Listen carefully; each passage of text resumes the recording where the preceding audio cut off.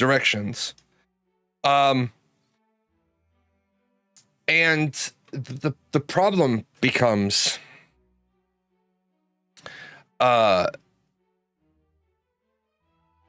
you lose a lot of forward momentum. And so once Human started, they didn't know what they wanted to be. They were a game that got pulled in 15 different directions. Did you want to be a post-apocalyptic survival game? Did you want to be a dungeon runner? Did you want to be a looter shooter? Did you want to be a PvP game? I give Starry Studios and NetEase credit because they've really stuck with it. Like they've pulled their game in 5 or 6 big directions. You had Manibus and Way of Winter, the PvE core. You had Evolution's Call and Prime vs. Clash, the PvP route. And then they did SCP, Survive, Capture, whatever the fuck this SCP is. They went that route. And then they did Endless Dream, which was great, except Endless Dream was a great idea for custom servers. But the big part of Endless Dream was if you started on a server after it had gotten going, you couldn't really get involved because a lot of the content was cleared. Secure, contain, protect. That's it. I will give them credit where credit is due. They do try some interesting marketing campaigns. Like this is their current like share marketing campaign. It's kind of weird. Share to win PlayStation 5 and Xbox, check the bottom. Scenario aisle, 6 scenarios plus 1. So that's 6 scenarios plus raid zone.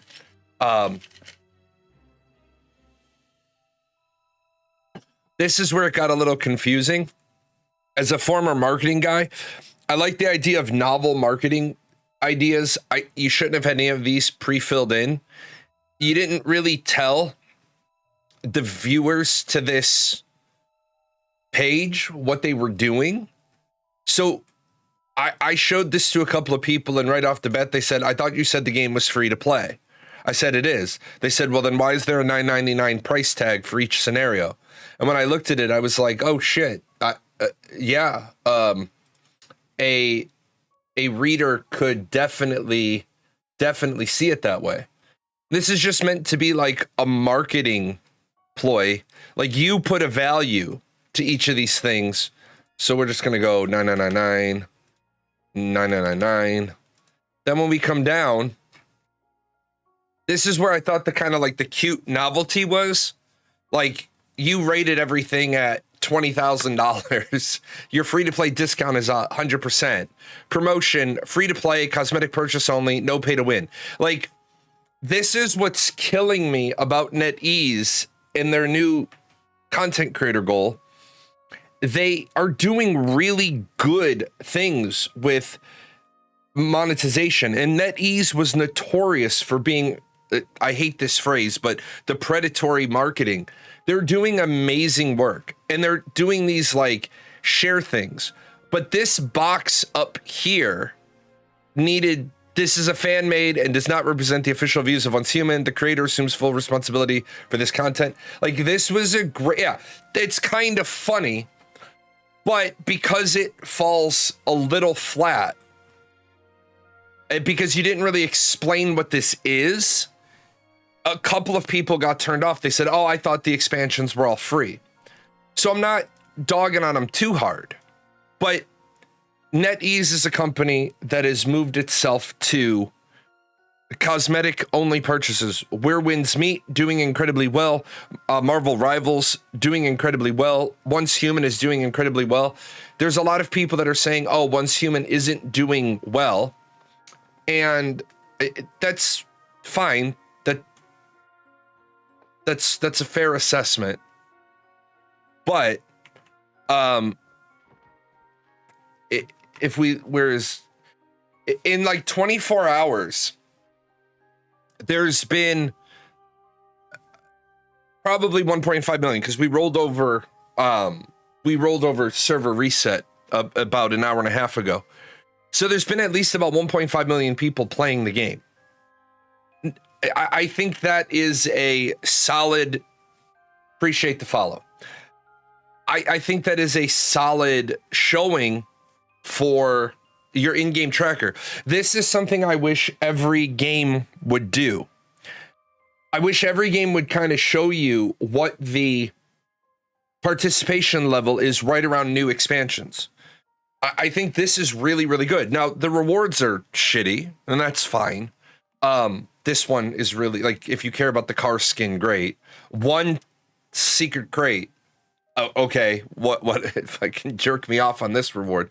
1,000 star crumb. Yeah, that's for a new player. That's probably pretty good. But they do these marketing things and then they miss just a little bit. Are you going to play Anta when it comes out? I don't know. Right now, I'm trying to finish the novel that I've written. I'm getting through about 40 to 50 pages of editing a day. It is kind of what I'm getting through.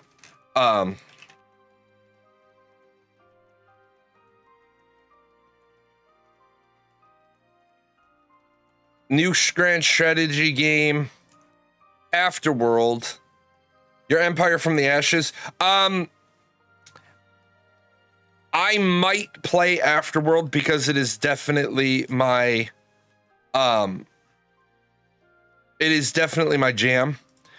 I love post-apocalyptic games. I love Paradox Interactive games. I love grand strategy games. So yeah, that one definitely has a little bit of my attention.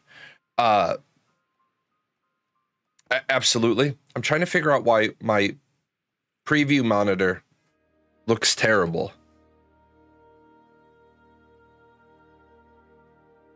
That monitor looks fine. That monitor is fine. Okay, I gotta figure it's the monitor. But yeah, I've got a lot of things on my plate right now, especially going back and forth to all these medical appointments. The good news is, the great news is the blood flow in my kidneys is fine. The bad news is, because the blood flow in my kidneys is fine, they don't know why my kidney function and my liver function is fucked. So it's like, the average streamer, you know, they stream a little bit, they do their social media thing, they do their clips, they go to their regular job. Me, I do retirement and then I go to doctor's appointments. Kind of sucks right now. It is what it is. I will be honest, there is a massive CK3 expansion coming out the day after my birthday. That is probably where you're going to see me.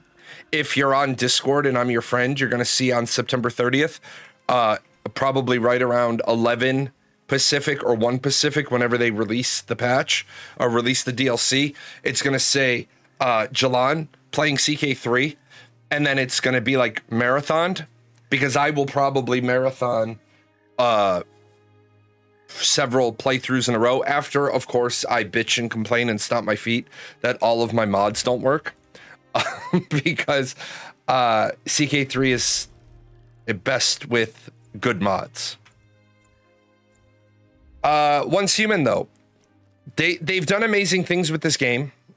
They launched on PC in July of 2004.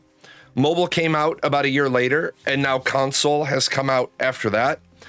I do understand why a lot of people said, I don't know why they prioritized mobile over console. That has to do with their primary audience, which is the Chinese audience. Of course, a Chinese company is going to attempt to cater to the Chinese market because it is the largest gaming market. I will say I'm not a huge fan. Yeah, consoles are more of a Western thing. Mobile is more of a Eastern thing and South American thing.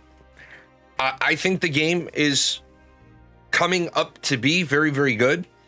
But I do have to criticize them now, and I hate criticizing companies that I have a good relationship with, because I very rarely have good relationships with companies, because they don't like to hear the ugly bits. The ugly bit right now is NetEase, their marketing department is failing. Number one,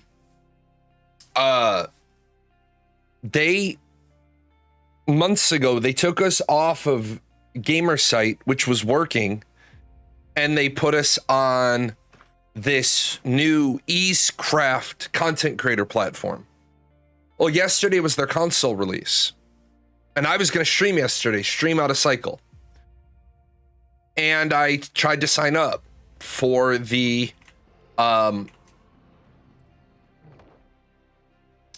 content creator thing, which I have to now do after we kill this space whale, which I'm finally done with the space whales. But they didn't take the time to make sure that their content creator management platform was working appropriately. And that was when they pushed a patch well over a month ago, 2 months ago, a big content push. They didn't have the creator management thing working right. And then they now have their big push for the console release, and they still don't have it working. And then what made matters worse is they basically offered the content creators rewards for streaming and making videos and making TikToks, which they already get in the advanced battle pass. So I don't know why they thought that was going to be a good idea, but they did. I truly believe this. Most of the companies that are running content creator programs have no idea what they're doing. They literally have no clue how to properly leverage content creators, because it's the same thing as a loss leader. We talked about that on Monday's show. Getting people into the grocery store because you have a loss leader. You know you're going to lose money on this product, but you're going to make a lot more money on everything else they buy with it. It's the same thing with content creator programs. I do not understand why content creator programs feel that they need to chop down the already paltry rewards.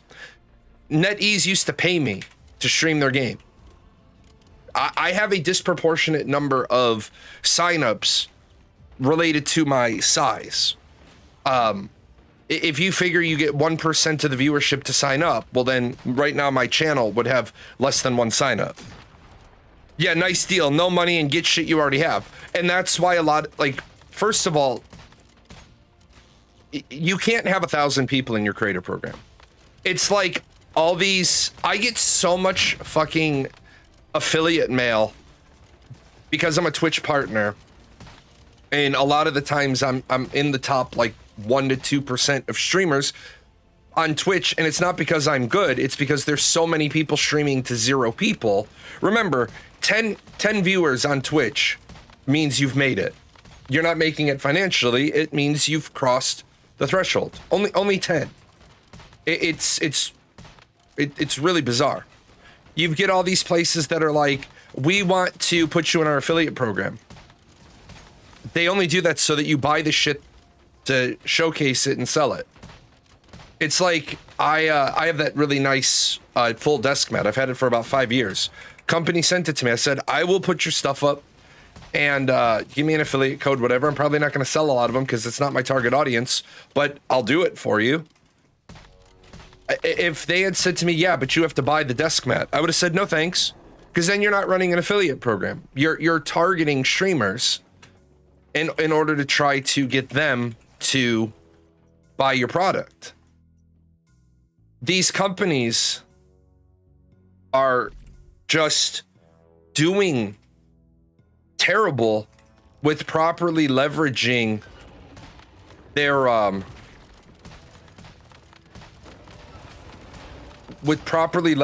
creator programs. Like, seriously, man, you've got to reach out and find the 10 or 15 people who absolutely love your game. Find those 10 or 15 people and make them part of your affiliate program. Like, I made the joke, I push every single game that I'm in. Every time there's like a feedback for what cosmetics should we do, I always say top hats and steampunk shit. Why? Because that's my jam, right?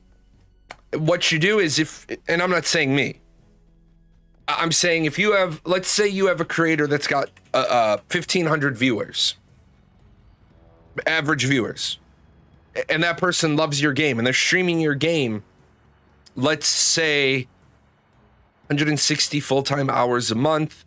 Let's say that person is streaming your game 60 to 80 hours a month, half of what is a full-time job. And you say this person is like a core, one of our content creators.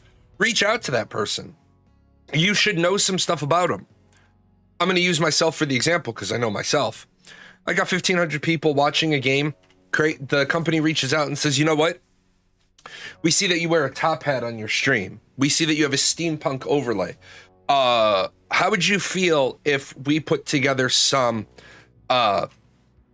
steampunk cosmetics? We give you a free set. We're going to give them to you 5 or 6 days before the pack goes on sale. We're going to give you a coupon code. We're going to give you 5% of the sales. That just automatically created you the single best salesperson you could have, because you're going to give a creator who already loves the game the cosmetics 5 days in advance. So they start wearing them and they have something that nobody else has. Then, like you see there, like I have a custom creator code, Jalon123 for Once Human. But let's say you put Jalon123 as the discount code. People will put in a tracking code for their favorite streamer if it costs them nothing else. Now you can see how many sales that streamer makes, right? And it costs you a couple of bucks profit. But if you sell twice as many than you would have without that creator's involvement, you're way better off. It's like the Spotify thing. As some people know, I have a record label. I have PGN Music on Spotify. Every month, they send me this campaign offer in which I give up 30% of my royalties on the tracks that I put into the campaign offer. And then they promote this, they promote all my tracks on that campaign offer above and beyond what the zero discoverability you have on Spotify normally. Some people told me, well, you're dumb for taking that because it's costing you 30% of your commission, 30% of your royalties. I'm getting over 1 million plays a year now, and I'm not having to do any of that scummy shit that people do where they like load their songs into bot-driven playlists. Because I don't want to do that. I don't want to compromise the DMCA free music. That's not what I'm about. I mean, considering that you get paid half a penny a play on Spotify anyway, those bullshit promotion lists, number one, they're going to kill your channel, because once you get tagged as having used it, you never, they don't ever help promote you again. But Spotify's going to do it for 30%, so I haven't lost any money because I didn't have to give them any money. That's a no-brainer. It's the same thing for these companies. I wish NetEase would get a hold of it. Yeah, it's like devs think it's Amazon. Buy this thing and write a nice review to be in our creator program. That's exactly what a lot of these streamers fall into. The person that I say nailed this down the best over the years was a guy by the name of Harris Heller. Harris did a lot of content creator guides, how to be a better content creator. And one of the things he put out there was a video that talked about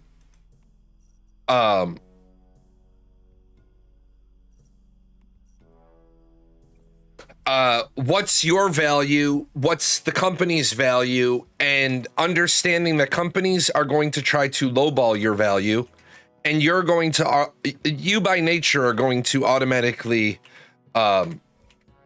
overvalue yourself. It's pretty standard. You think that you should be paid $1,000. You think that you should be paid $1,000 to showcase this game. They think you should be paid $10. Well, there's a huge disconnect then. Like there's a radical gap that we've got to fill in. If you're buying stuff in an affiliate program to showcase on the hopes of selling that product, you're not assigning any value to your viewers. You're not looking at your viewers as a community. You're looking at them as ATMs. You're trying to put your pocket into your viewership's wallet. You're trying to put your hand into your viewership's wallet and take their money. Because when you get into an affiliate program, that the way you make money is by selling the product. Now, it's a little bit different, like what Ashes of Creation did, and fuck Steven Sharif and all the bullshit he's doing, hurting employees, saying it's not about him. Fuck him. Honestly, fuck that guy. But you put an affiliate program together and you're not asking people to buy something that they don't already want. If you're going to back this game, sign up using my code, and then they give me 15% and you still get the same game. It doesn't cost you anything more. It's like why I have why I have those Amazon book lists. I own every book on the book list. I'm not out there putting every single book that somebody mentions to me on the book list in the hopes that you're going to pay for it. I own every book on the book list because I think they're worth reading. One guy messaged me the one day and he's like, hey, I want to let you know that I used your Amazon referral link for your books, but I bought all 99 cents used copies. Dude, I don't care. I'm glad you bought. What I'm happy about is I'm glad you bought 3 of the books. I don't give a shit if you found them in the 99-cent bargain bin. Yeah, I'm gonna make. What am I gonna make on? I'm gonna make 1 penny. I'm gonna make 3 pennies on that. I don't care because I don't need the money. I'm not living off this. I'm glad you bought the books. Guy came back a little while later. He's like, oh my God, these books were great. I wish I'd heard of them sooner. Especially Guerrilla Marketing. He owns his own business. He's like, I wish I knew Guerrilla Marketing was a book a long time ago.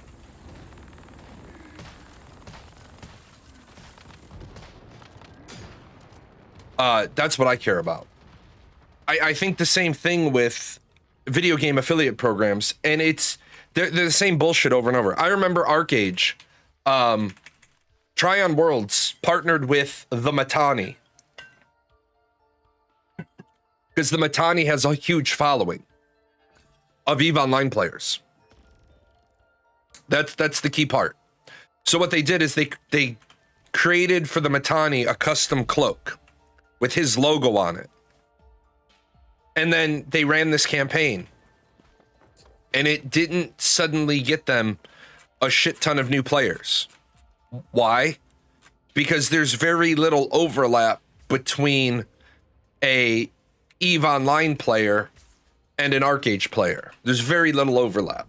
Radically, like there's some similarities, but most of them, it's either I play a spaceship game or I play a fantasy MMORPG. But it was a great idea. The idea was great. They targeted the wrong person. They targeted the wrong person. They needed to target an ArcAge player who had a following. Because and this is where I can't believe companies don't understand this. And you saw the danger of it with Ninja and Shroud. Microsoft blew their load buying Shroud and Ninja for Mixer. And what they didn't do is they didn't do the research to understand you didn't respect those audiences as viewers. You assumed Ninja moves platforms and 100% of his viewership is going to move to your platform. Shroud, the same thing. Those two made bank. 9 months, they made bank, and then Mixer shut down, so they were released from their exclusivity contracts. We have this. Yeah, Microsoft thought it was the same as bringing a late night talk show host to the new network, and that the viewership would transfer there. Granted, Ninja going over to Mixer brought about 10,000 people. Shroud brought a couple of thousand. I don't remember his numbers off the top of my head, but the big flaw is you spent millions of dollars, and now you were millions of dollars in the hole before you would ever break even. You didn't know who they were before that, and you couldn't care less after. Right, because you were a Twitch viewer. You were on the Twitch platform. After that, you looked for specific games. You didn't follow a particular person. You followed the game on the platform. And I want to know more about this game. It's like when I do my show, if somebody asks me a question about Once Human, I'll stop being off in a rabbit hole in left field, and I'll answer the question. But some people come here for the streamer. Some people come here for the game. I have a Kick account for 3 people. I'm a Twitch viewer first and foremost. Yeah, and that is where I would love, not that it'd make a damn bit of difference, because these industry leaders don't listen to common sense, but I would love to have a sit down with Dan Clancy and just be like, Dan, you're kind of missing the mark, buddy. It's not about the direction you're trying to go, right? It's you have to understand you're trying to use a hammer to tighten a bolt. And you can keep trying, and you might eventually get that bolt tightened, but I doubt it. I do Twitch, but only people that don't have a lot of ads. For people with a lot of ads, I watch them on YouTube. Yeah, I have YouTube Premium. I'll get rid of it at the end of October. I have YouTube Premium for driving to Florida, because I was scheduled to drive to Florida 4 times this year.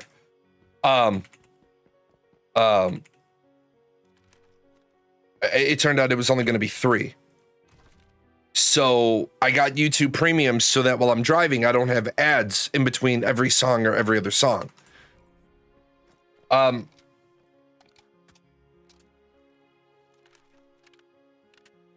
It's like I want to jump into the chat. The guy says elemental build is easier than weapon damage build.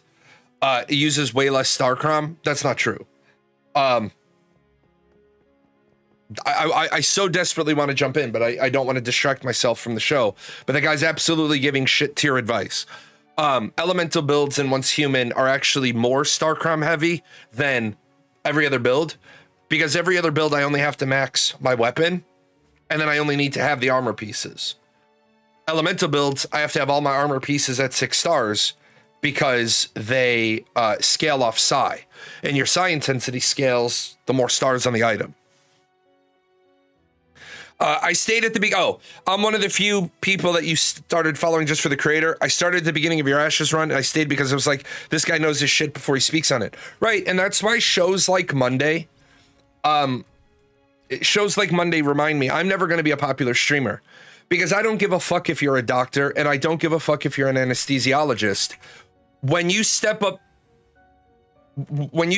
onto the mound and you're pitching to me, and you've thrown 6 pitches and I've hit 6 home runs, dude, maybe you're not a good pitcher. Maybe you don't know the factoids. When you get in the batter's box, I'm striking you out. Maybe you need to think of maybe your hubris of, and you saw that the guy had the the logical fallacy, arguing from expert opinion. He is a doctor, and the streamer with the long hair isn't going to push him around. Dude, you're still a fucking moron. You can be an anesthesiologist, and you've never ever heard me say I could walk into a operating room and administer anesthesia, because I don't know how the fuck to do that. Do I know how the machine works? Yes, I do. Do I know how to calibrate the machine? Absolutely, I do. Do I know that there is a fuck ton of things, and on an anesthesia machine, the tolerance levels are tighter than almost every other piece of medical equipment I ever worked on? Abso-fucking-lutely. I don't know the names of the chemicals because I don't need to know them. I need to know chamber 1, chamber 2, chamber 3. I don't know what the fuck you put in them. Right? I don't have the first fucking clue. I can start an IV, but you don't want me to be the guy starting your IV. I'll be the first person to say that too. Do I know how to do it? Yeah. Am I good at it? Fuck no, because I didn't do it enough. The plebeian is trained to worship any expert, even if they are educated morons. Right, and that is one of the few things I think the baby boomer parents did and ruined Gen X. And Gen X, unfortunately, repeated that to their kids. Don't argue with them, they're an expert.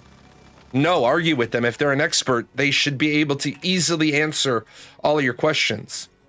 This guy was making fun of America about we have a higher infant mortality rate than Germany. Dude, you're wrong. Here's the numbers. I'm showing you the raw numbers. You're wrong. He's then like, India has a lower one. No, the fuck it doesn't. Then he's like, Japan has a 1.6. Who invited Japan into the discussion? Like, how did we get here? The problem is, the advice I was given by my father is you have 2 ears and 1 mouth, so you should listen twice as much as you talk. Are you dead? Hi. Okay, you're alive. Good boy. Cat's curled up on the cats don't sleep on the floor. He's curled up next to me. Well, yeah, and then as an anesthesiologist, as a doctor, as a trained doctor, I would have assumed that he would know that different countries track their infant mortality rates differently. Why does America track their infant mortality rates a certain way? For science? No, for insurance reasons. Other countries, if the baby dies in delivery, the way they code that is different than the way America does. America codes it a certain way. In America, and I don't know about every other country in the world, I only know about America. If the baby takes a breath, the baby is considered alive. If the baby takes 1 breath, the baby is considered alive. So what that means is if you have family life insurance, the baby's born, the baby takes 1 breath, the baby's considered alive, and then if the baby dies afterwards, yes, your insurance company has to pay out for you. I actually ran into this. One of my sergeants, when I was a 2nd lieutenant, one of my sergeants, his child was born, and he was fighting. He shouldn't have had to be fighting with the military insurance, but he was. They said the baby was stillborn, and the doctor testified, nope, the baby was not stillborn. The baby took a breath.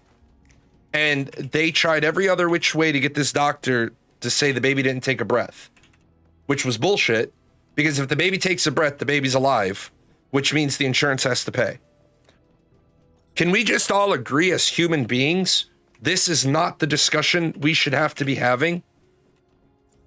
We have 2 grieving parents, and we're arguing over whether or not, one, the baby was born or if the baby was stillborn, because number 2, we don't want to pay life insurance out on the baby.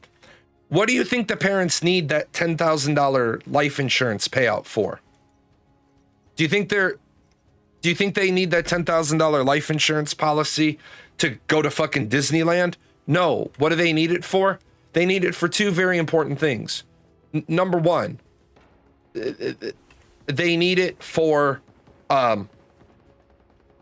burying their child. Funeral, plot, casket. They need that. What's the other one they need? Oh yeah, what have most parents already done? They've bought shit. They've bought a lot of shit. They're not going to get 100% retail value because they can't return the crib because they built it, they bought it, and they built it. It's a kick in the fucking teeth on its own that your baby died. But the insurance company wants to deny you the payout, which you basically need just to get back to square zero. And so, and guys, I recognize calling myself a social scientist is a bullshit statement. I didn't create the term social scientist. Social studies. I'm in social studies. I'm a sociologist. I'm a political analyst. I like those terms. Social scientist, I'll be the first to say I think that term's bullshit. But it's the term we have. A medical doctor is not automatically qualified to walk into a room on international relations. A medical doctor, at best, is qualified to walk into the room and talk about medicine in the country they were trained in and any country that they maybe had done work in. I understand I'm never going to be a popular streamer because I say uncomfortable shit. The people, there's a fucking cornstalk. Hi, cornstalk.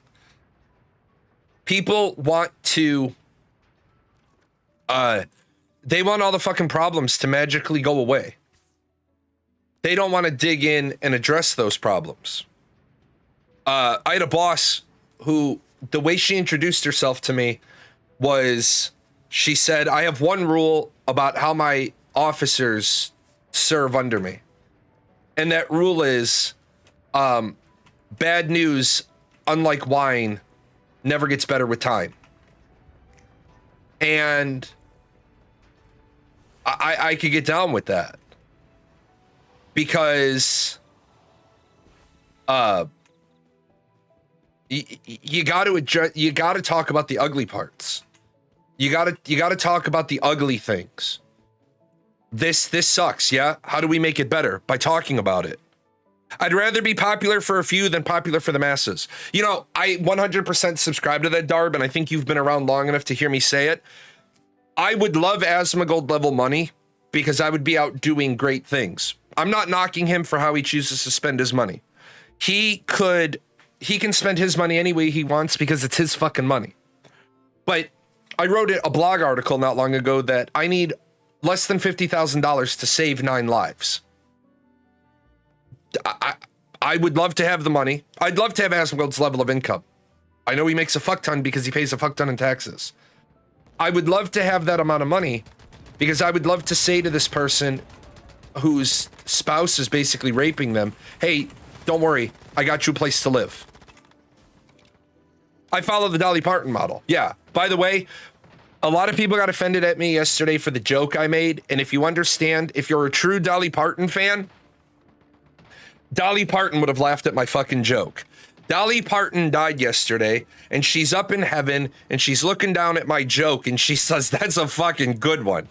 Dolly Parton died. And I said, Dolly Parton didn't even finish her last 9 to 5. That's funny shit. If you understand Dolly Parton's sense of humor, right? Dolly Parton would have no shit been like, yeah, that's a good one. That one's good. She would have laughed. Like, I shared that with some people and they're like, too soon. Too soon? See, look, you're laughing about it. Because if you understand Dolly and you listen to her music, right?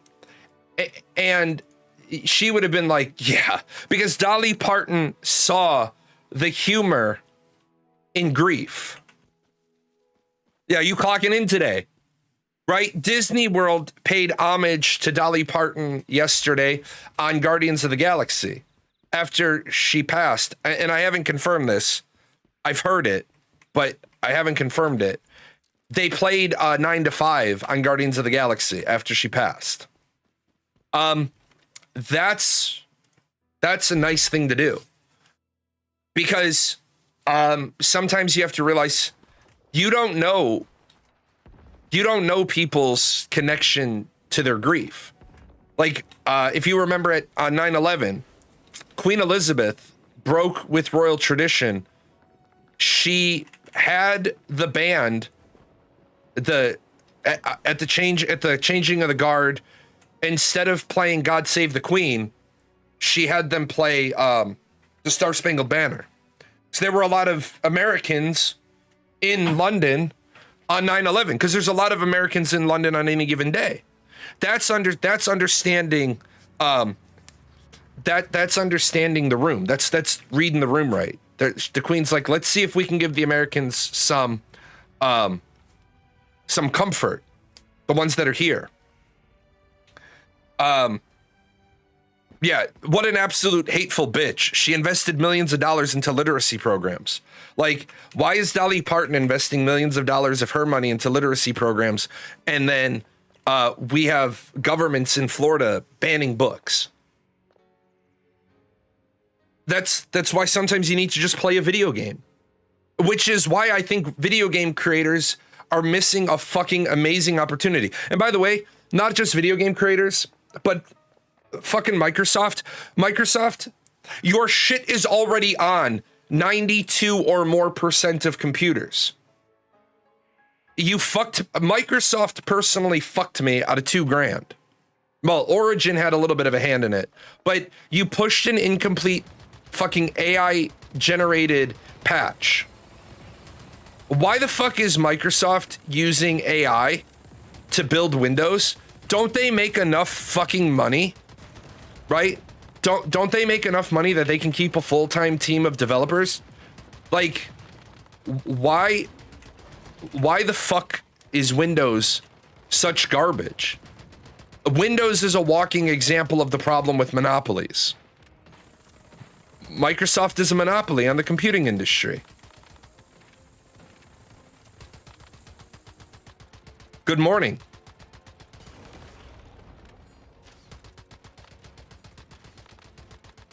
If I had known nobody brought missiles, I would have gone up there.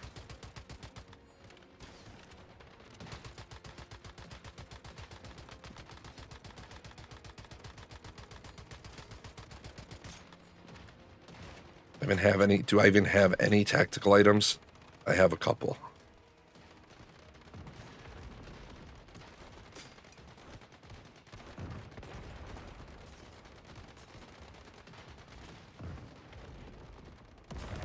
There we go.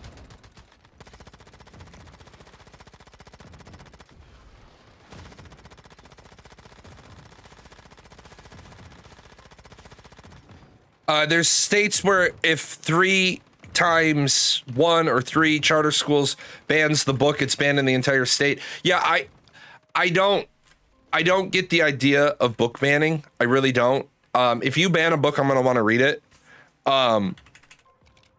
If you ban a book, I'm gonna want to read it because you banned it. I want to know why. I'm gonna read it anyway. I don't know if you know Nerd Parade, but they're gamers trying to have other game devs join them in creating a new game. That's an auspicious goal. Even if the U.S. Supreme Court decided to end a Windows monopoly, what are you going to do? Unfortunately, according to U.S. law, they don't have a monopoly because there are other alternatives. And this is where all the Apple fans have actually made computing worse, because a monopoly is when there is no viable alternative. When there is, in America, I understand what the concept of a monopoly is. I understand what a functional monopoly is. I get all that. But according to the US law with computers, you can have a Linux box or you can buy a MacBook. So you have one commercial off-the-shelf solution, which is Apple. And then you have one off-the-shelf solution that requires a little bit of user knowledge, which is Linux. But you're right. What's the alternative for the average user to Windows? And like, even the simplest things are fucked. Like, I use PhoneLink because, for those of you that know how I am, I get into the zone. Now, I don't know why, but sometimes my watch just decides to not vibrate, or it's vibrating and I'm not feeling it. I have neuropathy in my hands and my feet. It's starting to move up my left arm. I don't know what I'm going to do. So I have phone link on my work PC, the one that I work on. I have a 4-screen setup. So what I usually will do is if I'm gaming, I'll put phone link over here on the left-hand monitor. And then if my wife or my kids need me, it shows up because it flashes and it does things. Well, the other day, phone link stopped working. And phone link told me what the steps were to fix phone link. Go into apps, go into installed apps, find phone link, click on it, and then reset. Microsoft is the one that controls what's in the box for phone link. And that's not even where the fuck it is. It's not in the apps list because it's not an installed app. It's a Windows app. So you've got to type in phone link in the window in the search box, right click on that, open up properties, and that's where repair and restore are. So how the fuck can Microsoft be the ones that put the error message on phone link and still get it the fuck wrong? Like, why is it European countries will haul in Microsoft and Amazon and Steam and Valve and all these companies, Facebook, Google, and say, your product sucks for the consumer, fix it or we're going to fine you. But America's like, oh, get fucked. It's because in America, you can pay off the politician. In Europe, consumer laws are actually a thing. Like, people were mad yesterday. Talk about once human. People were mad that every about 5 minutes, there was a system message. Yeah, they're done today. Every about 5 minutes, there was a system message that said, attention Xbox users, we are aware of the problems with you not getting your founders packs and your purchase is not showing up. We are working on it immediately. And one person said, I don't know why they keep spamming it. It's more annoying that they're spamming it. They're spamming it to be in compliance with European law. Because they don't want people filing complaints with consumer rights groups in Europe.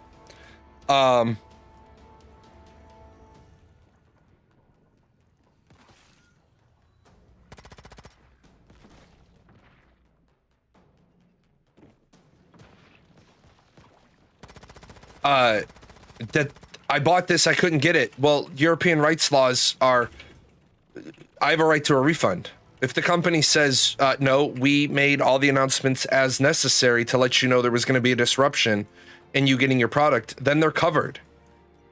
And that's the important piece.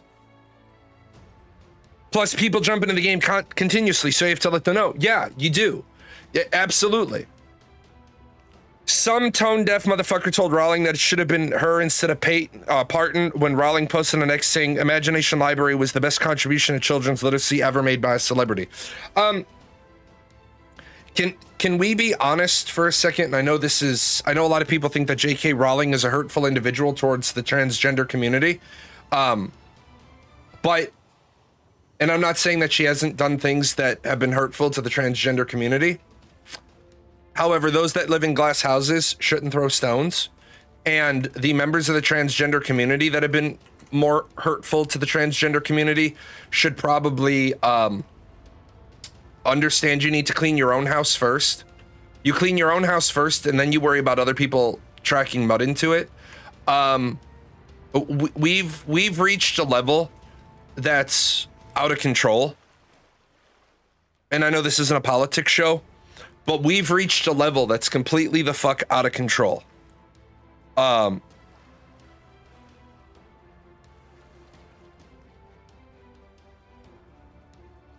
Yeah, blocking. Yeah, Rowling replied, "Top tips for wishing death on people in public: blocking the target is useless if you've signposted your real name and university in your bio." The person that came in here and was being a shitbird, one of the members of our community found them in less than 90 seconds. Less than 90 seconds. Had their full name, Oh, I have a robot fish. That's why I swim so fast. But the person was in here acting a fucking clown, and a member of the community found them in less than 90 seconds, found their home address, which they don't even have a home. They live with their mom and dad in the basement, and found their business address. Like, folks, please be smarter. Yeah, the cock groomer.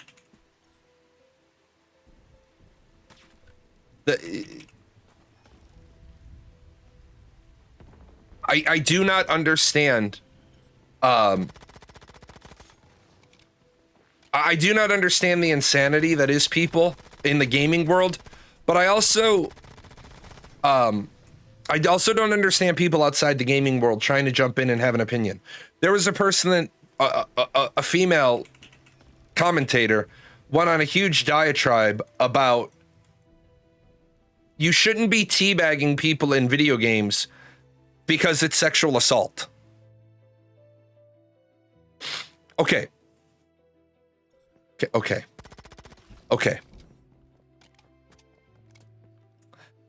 Where the fuck are we gonna draw the line? Where are we gonna draw the line? Because if I can't, and I don't teabag people. You've never seen me teabag anybody in a video game. I don't teabag people. But when are we gonna start actually treating things that need to be treated seriously? And when are we gonna understand that the rest is for fun and for fiction? Otherwise, I want every sexual assault scene taken out of every movie and every book. Because no way you didn't do it once is I can honestly say I have never teabagged anybody. I've talked shit to people. I've talked mad shit to people. I've said to people that are younger than me, shit like I will fuck your mom, marry her, and make you my stepkid. Like yes, absolutely, right? Absolutely. Yeah, and I was an adult before Halo. Yeah, I think I was an adult before Halo. But I mean, I've said horrific shit. I just haven't ever teabagged anybody. But I don't get why people are like, we need to take it out of gaming because it promotes sexual assault. How the fuck is there like a rampant uprising in drive-by teabagging that I wasn't aware of?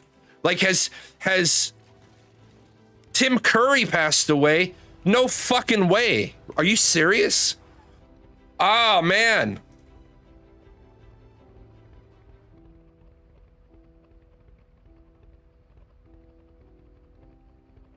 Damn. Guys, don't hate me, but I've got 40 points in my Deadpool right now. I got the message yesterday that I was winning the Deadpool. Because I had Dolly Parton. Don't hate me for putting Dolly on my my Deadpool, and I had Tim Curry on my Deadpool. Fuck. It's all my fault.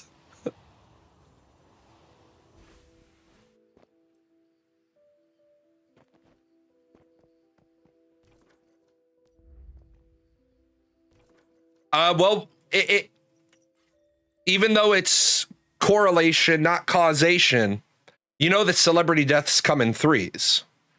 So we should have another one. I once told someone, I hope every left shoe you ever own has a lump on the inside of the back of the arch and it presses on your tibial nerve. My absolute favorite is the Yiddish curse I was taught, more than 30 years ago. I hope you lose all of your teeth but one. And in that tooth, I hope you have a toothache.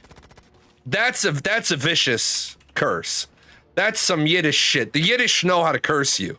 I hope you lose all of your teeth but one, and in that tooth, may you have a toothache. Like, damn, man. What did I do to make you that mad?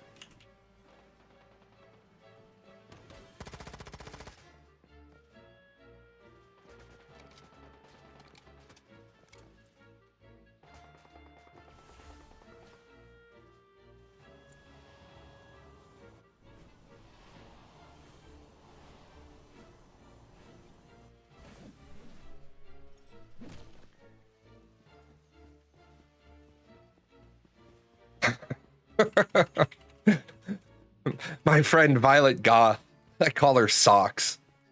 And it's an inside joke. I wonder if anybody's gonna bite on the joke.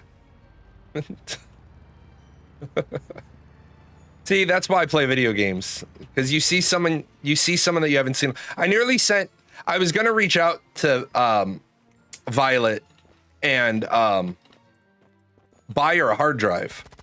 Because this game is over 100 gigs. And she said she didn't have enough room on her hard drive for this and for Where Winds Meet. And so she was going to stick with Where Winds Meet. And I was like, I'll buy you a hard drive. Like, shit, you're my friend. But then she got rid of Where Winds Meet. Where Winds Meet, it's another NetEase game. If you like gaming and you're looking for something that's free to play with no pay to win, Where Winds Meet is a great game. I highly recommend it. I recommend it now that you're not going to be getting the blocks every, like, you're going to play for like 14 hours and then be waiting for 10 days for the next content to release. Is Where Winds Meet going to scratch that MMO itch for you? No. Is it going to kill about 200 or 300 hours for you at this point? Yeah. When it launched it at 140 hours of content for a free-to-play game with 140 hours of free content, that's pretty spectacular. This game, if you were to play through all the scenarios, it would probably take you 6 months. Conservatively speaking, it'd take you about 6 months to play through all of Once Human. Once Human has a lot of good things going for it. I'm hoping now, somebody brought up a really good point last night, and I'm really hoping it's the case. Now that they have no more major platform projects, because they're on PC, they're on Steam, they're on, they have loading bay, they have their own launcher, they're on mobile, they're on console now. About the next 30 days, they're going to have to do a bunch of that console live tweaking. And then I'm hoping the game will get better because they don't need to have a huge part of the team getting ready to do a port. I can only hope. This is like the last online game I play. Everything else is like single player games. Is Where Winds Meet, does the progression feel like chores or actual gameplay? Actual gameplay. The Where Winds Meet actually feels like a very good story. A lot of people don't like the Where Winds Meet model. The Where Winds Meet model is set up very well. You have a private co-op world, and then you have the online shared world. I know a lot of people don't like that direction. And there are some really dumb motherfuckers in the gaming space who scream loudly about what they're doing with making MMORPGs not really... I'm not going to be able to get to that one. Yeah. Oh, I caught the bottom of the chest. A lot of people are upset. They feel like MMORPGs are progressing backwards. They're progressing backwards because people want different things now. You told your son a few years ago he was acting like an idiot, he got offended. I told him at the age of 14 he can easily look back at himself when he was 4 and realize he was an idiot. When he hits 24, he's going to look back at himself and realize he was a fucking idiot. And then when he's 34, he's going to realize when he was 24 he was a fucking idiot. Yeah, that's... I think we all say to ourselves, if I knew then what I knew now. Well, you wouldn't know now if you knew back then. So, it's a growth curve. I don't want to run around talking to people that find 500 hidden chests. The 500 hidden chests thing and Where Winds Meet is optional side content. You can progress nicely without doing it. It helps if you do it. A lot of this shit in Where Winds Meet you're going to run into just playing the game, which I really enjoy. I do agree with fundamentally, though. I hate running around looking for shit and not being able to find it. I think it's one of the most annoying forms of content that developers do. I don't want to play... I really do not want to play Where's Waldo. It really rather pisses me off. I want to be able to go in, play the game, enjoy the game in a straightforward manner. That's not to say that, you know, fetch quests or like fetch quests, I'm not really a huge fan of, but I understand at the end of the day, there's only about 9 ways to do a quest because there's only about 9 ways to do something in life. What's one of the ways you do things in life? Take this over there. You're a fucking mailman. It's over there. Go get it. Bring it to me. You're a courier. Take this person. Take them to there. It's an escort quest. You're a bodyguard, right? Go get these things. You're in procurement. I'm the hero of the world. Get someone else to do this small potato stuff. That's where the rub comes in. In video games, there is nothing wrong with daily chores. As long as those daily chores are for horizontal progression, not vertical progression, and not advancement. Final Fantasy XIV was terrible about this with the original relics. Hold on a second. I like the comic relief, and I like the fact that you got this relic crafter, and he's a fucking drunk. I like where we're going with this.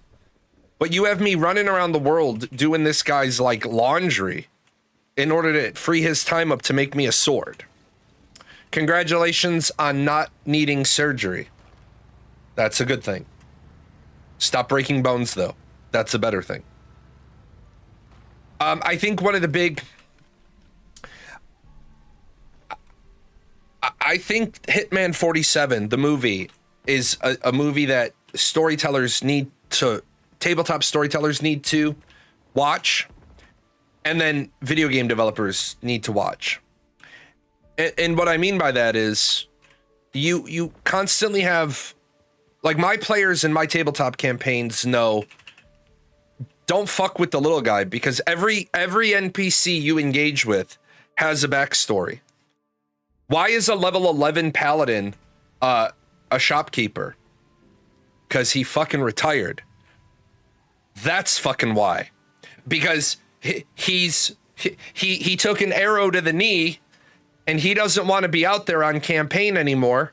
So he runs a shop, and he gives information, so he supports all the other people going out and doing good in the world. But don't you dare walk into his shop and start fucking about, because when he makes his move for the door, he's not running away. He's going to the door and locking it. Now he's not locked in there with you. You're locked in there with him. We're levels 5 and 6. Yeah? And you confronted us with a level 11 enemy. Hold up. No, the fuck I didn't. I knew what his level was before you ever walked in there. Here's his character sheet. I knew what his level was. Y'all decided. Y'all motherfuckers decided that you wanted to start some shit. Now you're on, yeah, you've got a broken leg and he doesn't want to see you for a broken hip. Probably a good plan. I think that's, how can I put this? Video games should be relaxing. Video games should be enjoyable.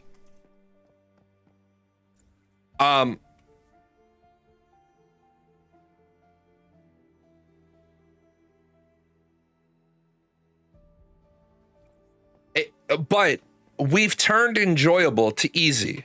Morning, Sal. We've listened to the whiny butt gamers that want everything easy, and then we also have to listen to them when they turn around and they say, this game's boring, there's no content. I understand why people don't like, I understand why people don't like WoW next Rammus. I'm dating myself here. You can only run one next Rammus a week. I get it, that sucks. Because you total up the total amount of potential loot, and then you realize it's going to take you about 12 runs. If you get a drop every run, it's going to take you 12 runs to get all your loot. And then you're not always getting all the loot because you're having to roll against other people. Well, then we need individual loot. No, that's fucking stupid. Because then you're geared out in 14 runs, and now you're complaining that there's no content. You're also not helping other people. Like, one of the things that I saw similar in a game was, what's the thing that pissed you off? One of the things I saw in a game, it was called Atlantica Online. The more you fought a mob, the more you learned about the mob. So the more damage you did to the mob and the better loot you got from the mob. I think these are all really great things. I think monster knowledge is a really, really, really good thing to put into games. I think there's a follow-up to that. And that follow-up is, the more you party with somebody, you should have a rating, a rating with that person because you party with them a lot and you fight better with them. The lack of friction in games is so lame. I want beating a game to feel like an achievement. That's why I like games like Fire Emblem that have a maddening mode. I agree with you, 100%. You said games seem to have moved from hard to just tedious. Yes, it is not a good mechanic for a game developer to simply give mobs more hit points and make them meat shields in order to make the game more difficult. Like, look, man, if you can't add mechanics that require a thought process, that's fine. Don't give the mob 80 million hit points and make me shoot it for 15 fucking minutes for it to die. Because at the end of the day, I'm going to beat it either way. What I think is if you watch the movie First Night with Richard Gere and Sean Connery, at the end of the movie, the knights are fighting, and one of them has to drop his sword because he needs to two-hand block, and so he gets the guy pinned, and he yells sword, and somebody else sees that he's about to need a sword, so they disarm the guy. They slide their foot under the sword, and so when their fighting companion yells sword, he uses his foot and he flips the sword to him. He catches it. He kills the guy. While I understand that is absolutely not in the realm of reality of how you fight with broadswords, long swords, I fucking get that. It demonstrates the point of, if you had more opportunities to develop synergy between characters, it would lead to people partying more and doing other content, because then when they get to the content they want to do, they're going to be more proficient. Like, I'm your healer. We do content together. It doesn't have to be a huge bonus, because remember, the average gamer will grind for days to get a 0.5% better item.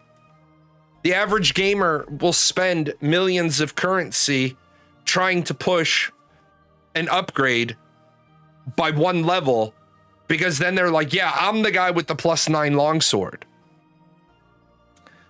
I've described what 95% of new games do when they have a hard difficulty. Yeah, all they do is, I absolutely love when the games decide to make hard mode, give you less ammo, and give the other guy more health. Well, now you're punishing me for if I happen to miss. Oh shit, I don't have enough ammo to kill the guy.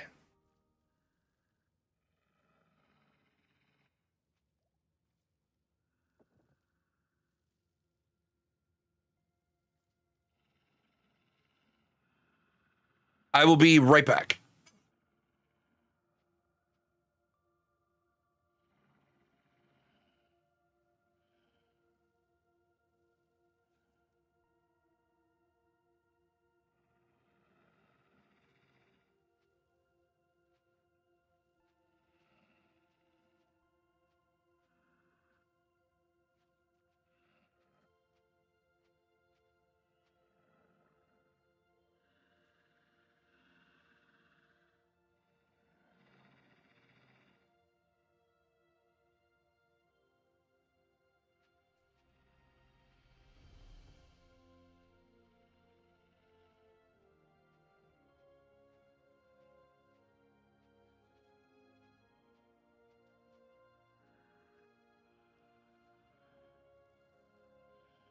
Hard mode should be about the decision trees having a higher statistical weight to the outcome of the action. Yeah.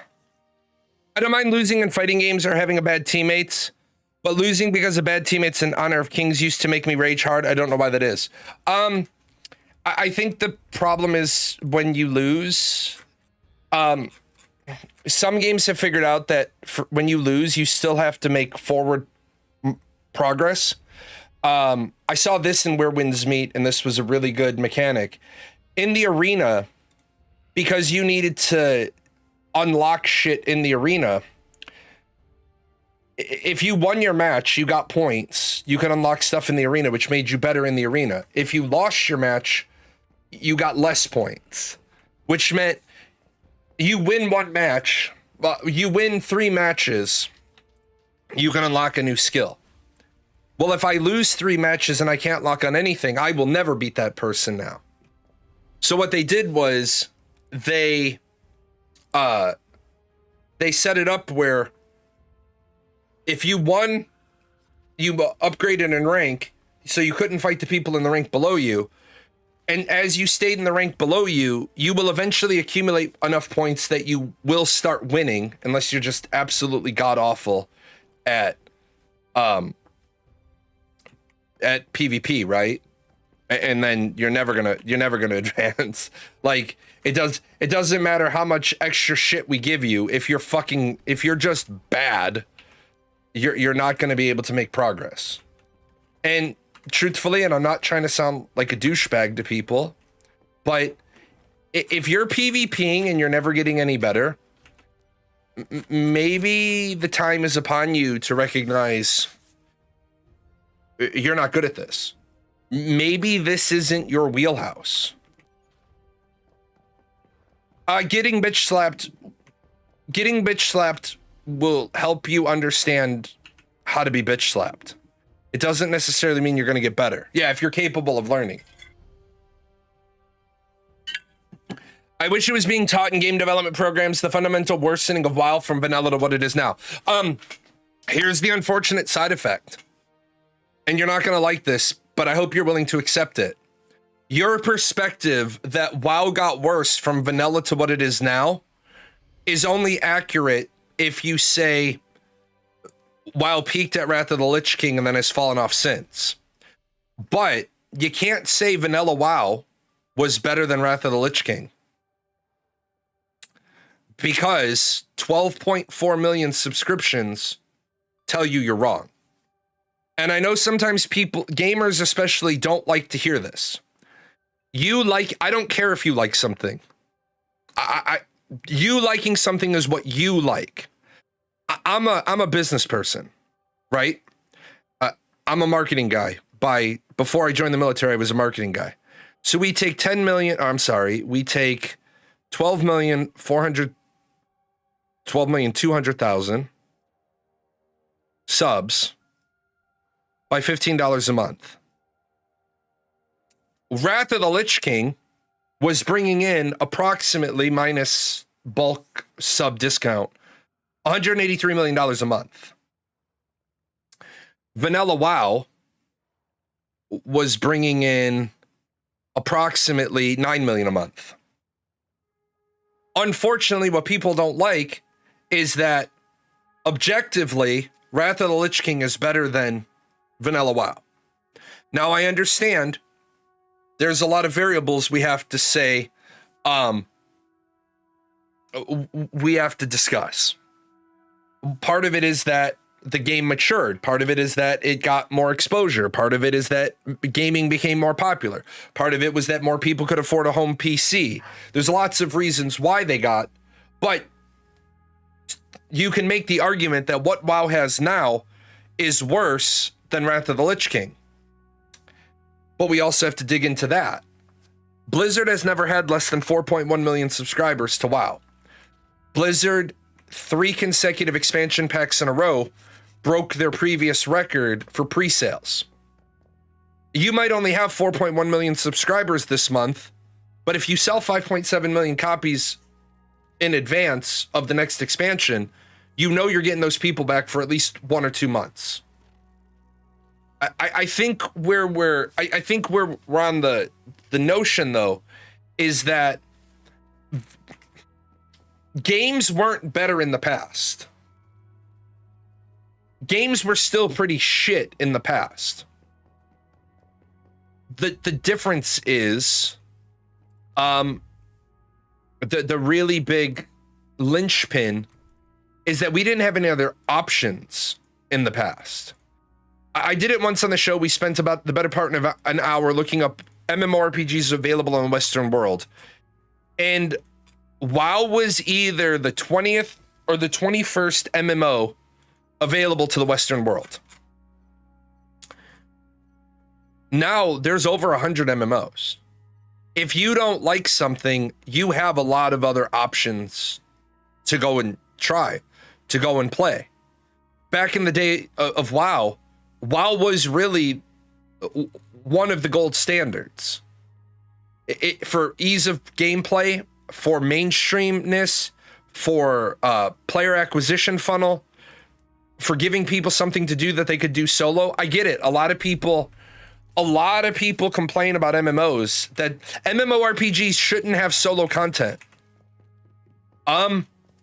Life has solo content. Don't forget about changing player base. Players today don't have the same patience for slow progression they used to when WoW launched. You're right.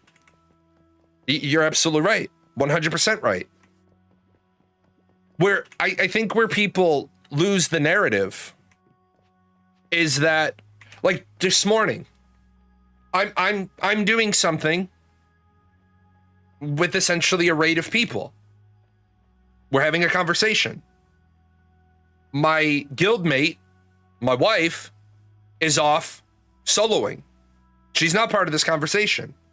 She's part of my life. She's part of my guild.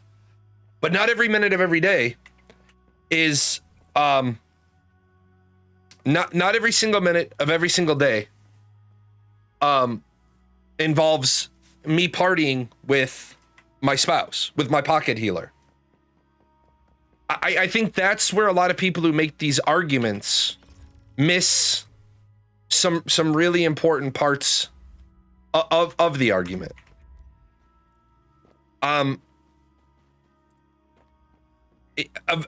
Where Winds Meet has brought a very, very good for the health of the industry mode, and the people that are screaming into the microphone about how bad the mode is don't understand that if you don't adjust your outlook so that we can get to away from the idea of MMORPGs and move to the idea of MMOPWs, massive multiplayer online persistent worlds, then you're dooming every other future game to failure. Like yesterday, my boy's castle over there wasn't a castle yesterday. He built that. It got him absolutely no. Oh, look at that. He getting all crazy with the lead up to the stairwell. Fucking Buffalito, get out of here. But if you don't like, Ashes of Creation was doomed to failure for a lot of reasons. Steven Sharif and his behavior all aside, Ashes of Creation was doomed to failure because of they didn't have anything for me to do as a to get my freehold, to spend money. Like, they took away freeholds for everybody. And then they did it under the guise of, well, we never told you there were going to be freeholds for everybody. Yeah, you did, you dumb motherfuckers, because you sold freehold skins for 5 years. And that's what got you an open FTC investigation.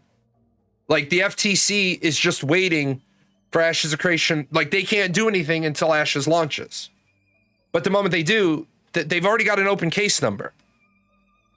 Right? So they're literally waiting for the product to ship, so the product can be not as advertised and slap them with fines, which will result in, well, it won't happen now because the game is dead, but they were waiting, and they were like, yeah, we're waiting. We have to wait. We don't have an option. We can't act. I'm sure they probably sent some sort of like hey, fuck you warning letter. Like, hey, we've opened this investigation into you, and this is what we're waiting to see if you deliver what you sold. So give refunds, or we're gonna ram an investigation up your ass. But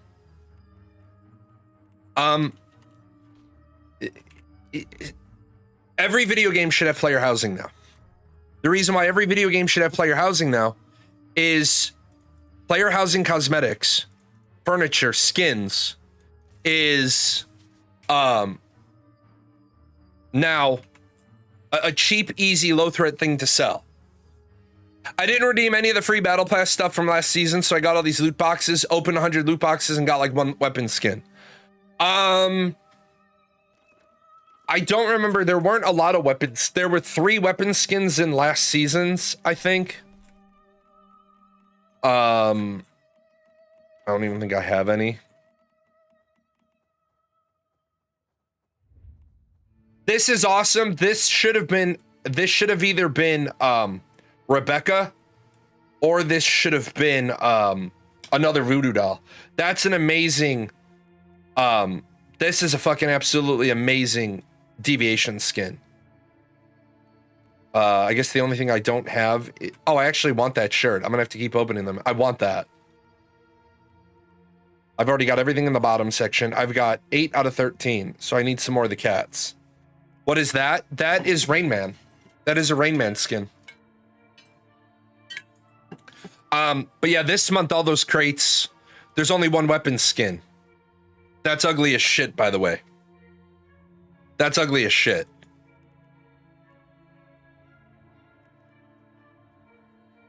Those are actually really cool gloves. I like those. It seems Steven also couldn't properly scope the game.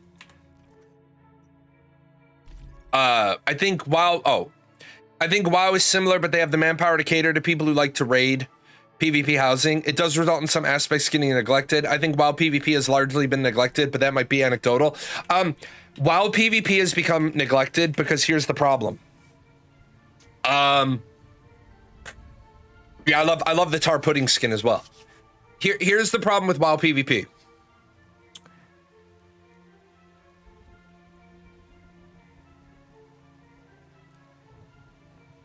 Certain classes don't want to accept the reality that their class is not going to be good at everything. And I think where we really run into a whole lot of problems is where we spend all of our time pandering and catering to players instead of telling them, I'm sorry, but your class isn't good at this. If you want to be good at X,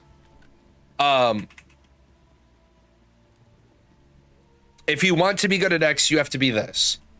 If you want to be good at Y, you have to be this. If you want to be good at Z, you have to be this. Like, I want to be a good healer. Now, do I want to be a strict 100% healer? Or do I want to be a mix-matched healer support? Or do I want to be a damage dealer who does a little bit of damage and a little bit of support? And that's where we run into the really big issue with people. Everybody wants to do everything great. And that's because nobody wants to tell the players, shut the fuck up. Because companies, if you build it, they will come. I had a player in tabletop who was a cheese grater. He was a cheese monkey. All he built was powerful, brutal, dual wield this, extra action that, all feats, all this shit. And I pulled him aside one day and I said, look, I don't think you're a really good fit for my Tuesday night group because you're not really reading the room. You literally didn't make a human being. And when I'm your GM, when I'm your dungeon master, when I'm your storyteller, I'm going to challenge you, and I'm going to say, make a human being that can function in the world. Because if your character doesn't have that stat, you literally can't do it.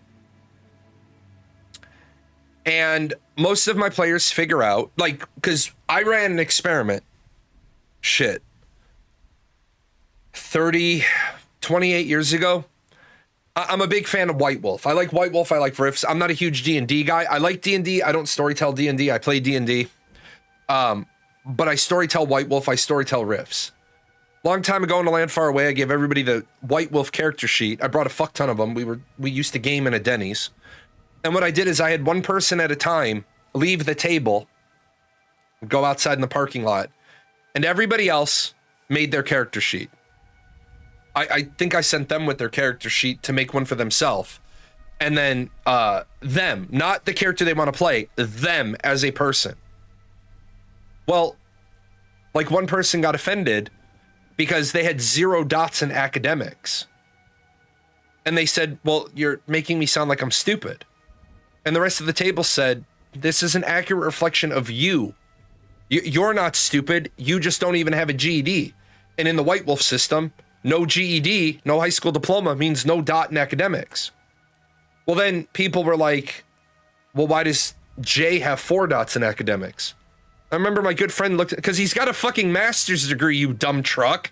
Like, that's why he got 4 dots in academics. Like, holy, what's fucking wrong with you?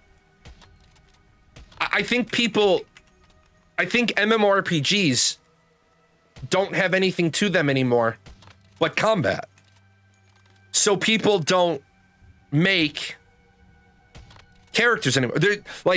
There's no character development. And that's, we need more of. Like, we need people, like, I think life skills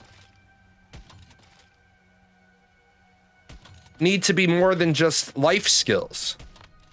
Life skills need to be, in reality, it needs to be like, can you read? No. Can you write? No. Then how the fuck do you even know the value of money? Like, I think that in video games, there should be a cartography skill. If you don't even have basic cartography, the map doesn't even open up.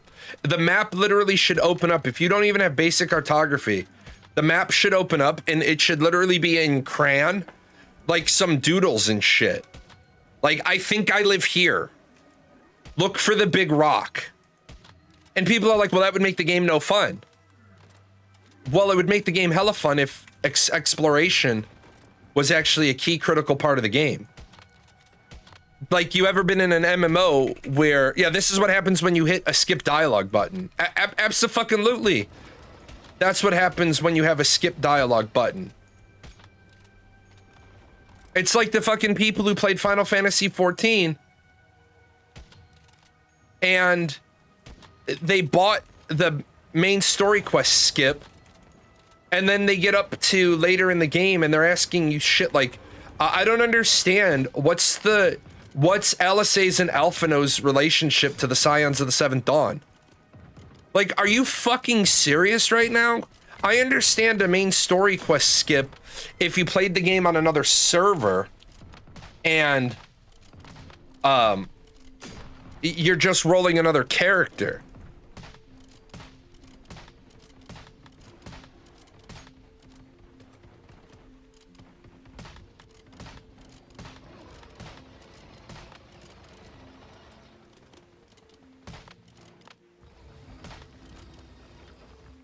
They thought of that outcome. Oh, during Morrowind's development at Bethesda, they believe the game director only hired developers that played tabletop games, which made it so good. If you killed an NPC, the game still goes on because they thought of that outcome. Right, and that is, you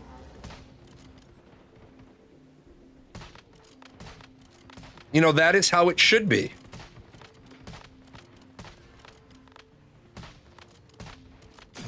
Like the idea, like if you're gonna, you get all these players that talk about, we need free choice in video games. We need to be able to do anything we want. No, we don't. We absolutely do not need to be able to do anything we want. Because if you let players start doing absolutely anything they want, players are going to run around the server and kill all the NPCs. Now, that's fine. If you run the game like Where Winds Meet. And I absolutely am being serious. You can kill all the NPCs you want in your solo world. And so when you get isolated from other content because you killed all your NPCs, then when you crowded the developers, they're like, well, I can't do this content because I killed the NPC. Yeah, that sucks for you. There's a little bit of this, if I remember correctly, in Final Fantasy VII, there's a little boy and there's 10 gil in his drawer. If you take the 10 gil later on in the game, there's not an elixir there because you took his 10 gil and he couldn't buy the elixir. But if you leave it alone, you come back later on in the game, there's an elixir. That's smart shit. 1 second.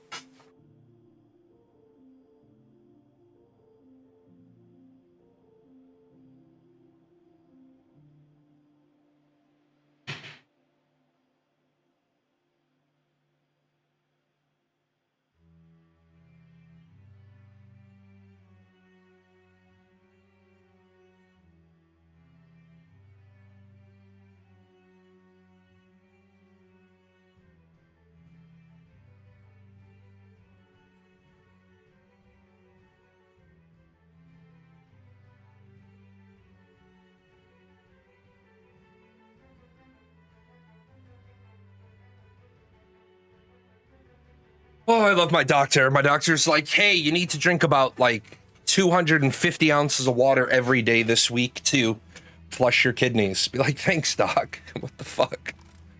Part of designing environments in games now is hiding the walls. You let them do anything within reason, but you give them restrictions that lightly shape their experience, so they never try to test the hard boundaries because they've had their experience shaped away from it. I agree with that. But the thing is, right now, we don't... Like, for Once Human, I'll talk about Once Human specifically. So, my hive lives there. And we've got a couple of people that have chosen to live, you know, in different places. So, like, Deadsville. There is a mob. There's the Monolith of Greed, right? So,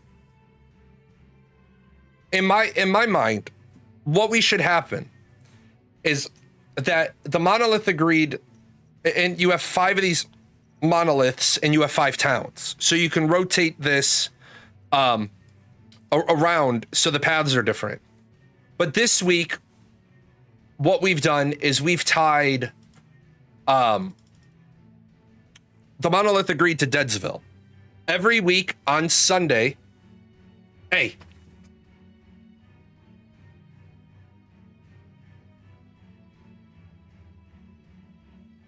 Every week on Sunday, the game generates a random seed of which town and which monolith they're going to be tied together. So this week, we've tied these 2 together. So what's going to happen is if enough people don't do the Monolith of Greed to keep the containment field high or to keep the monster strength low, then this mob is going to take one of several predetermined paths. And so on this mob's way down, they're going to run into one of our hive mate spaces. Well, it's not fair to say it just through shitty luck. Yours is the first base it runs into, so it'll destroy your base. What it'll do is it'll say, it found your base. If you take the mob under 95%, the mob says, you know what? Fuck this. I'm going to go around it. Which would require you to have guns and defenses and rockets. It would also then have a radically large change on player-based decision. all these singletons that have decided to live in other places would be more motivated to come join the main hive location. Because now everybody puts 3 or 4 guns on their property, and when this roaming monster comes along, that monster's like, that's a lot of fucking guns. I took 5% damage. I'm gonna fuck right off now. I'm gonna go off on my way. The problem becomes, this game used to have base defense every week.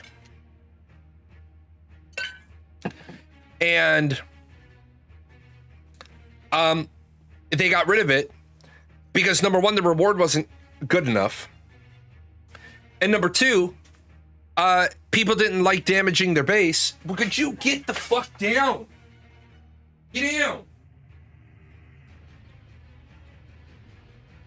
Oh, ever since I changed the room configuration, these assholes are up on my fucking machines, and I disabled the power buttons, but they stand on the power button long enough, it still resets the machine. Yeah, cats are cats confirmed.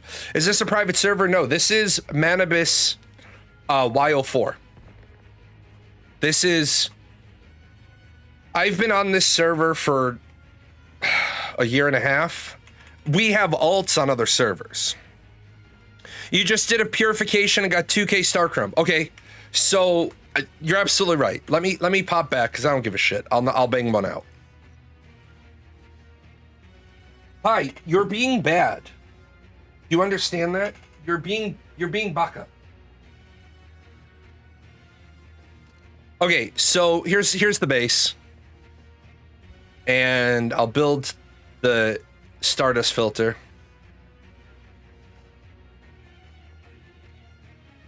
Maybe.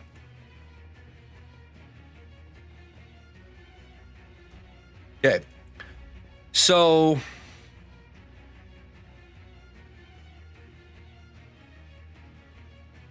gonna put 10 in here. What the fuck? What? Oh, hold on. I'm gonna have to report this as a bug, but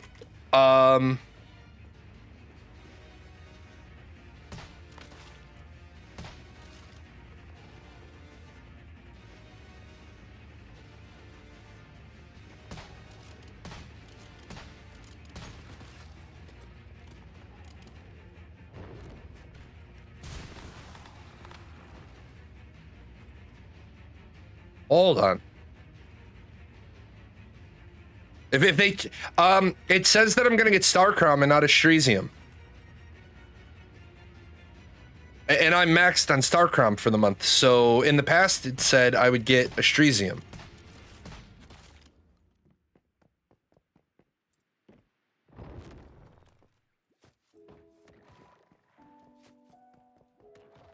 Buffalitos everywhere. So we're gonna see.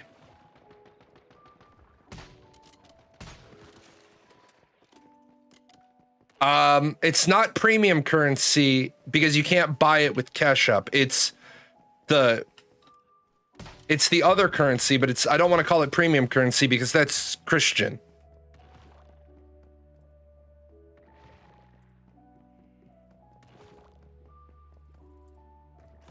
There you are. Little shithead, I could hear you. I couldn't find you. There's a fish, or there's a lethal rabbit just out there killing something in the water.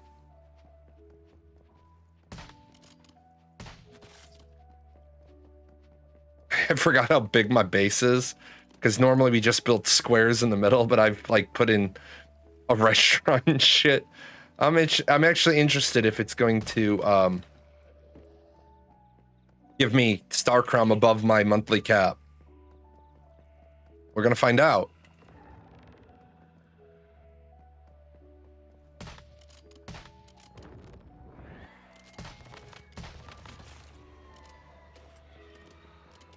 Yeah, a Norman Keep, that's his.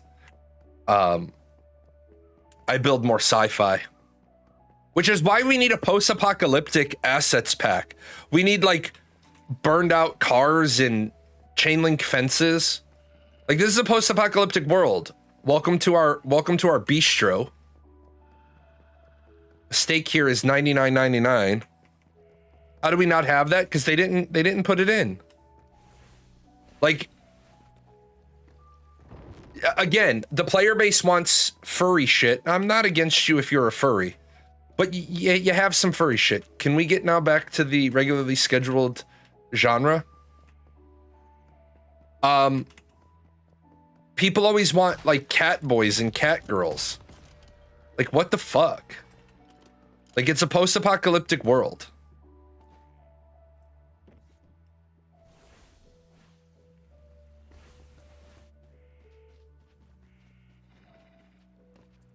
I don't see where the apocalypse is in this game. Oh, you're right. You don't. Because, like I said, I have a fucking bistro.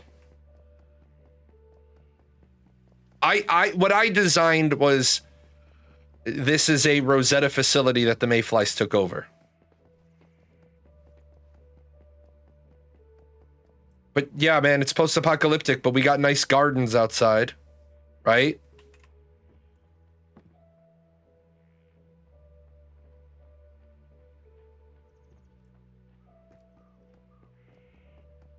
You think you may have seen that player with the purple Doc Ock tentacles before, since they're soft. There's lots of people that have that purple Doc Ock. That was one of the ways that people decided to recolor that. Or that's one of the upgraded versions. If you now, this was a piece of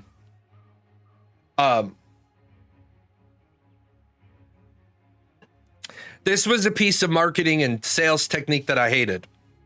They sold a cosmetic that if you put more money into it, it evolved. Look, man, the Western world doesn't want that shit. The West, you almost got there too. Character cosmetics. Where the fuck did they put it?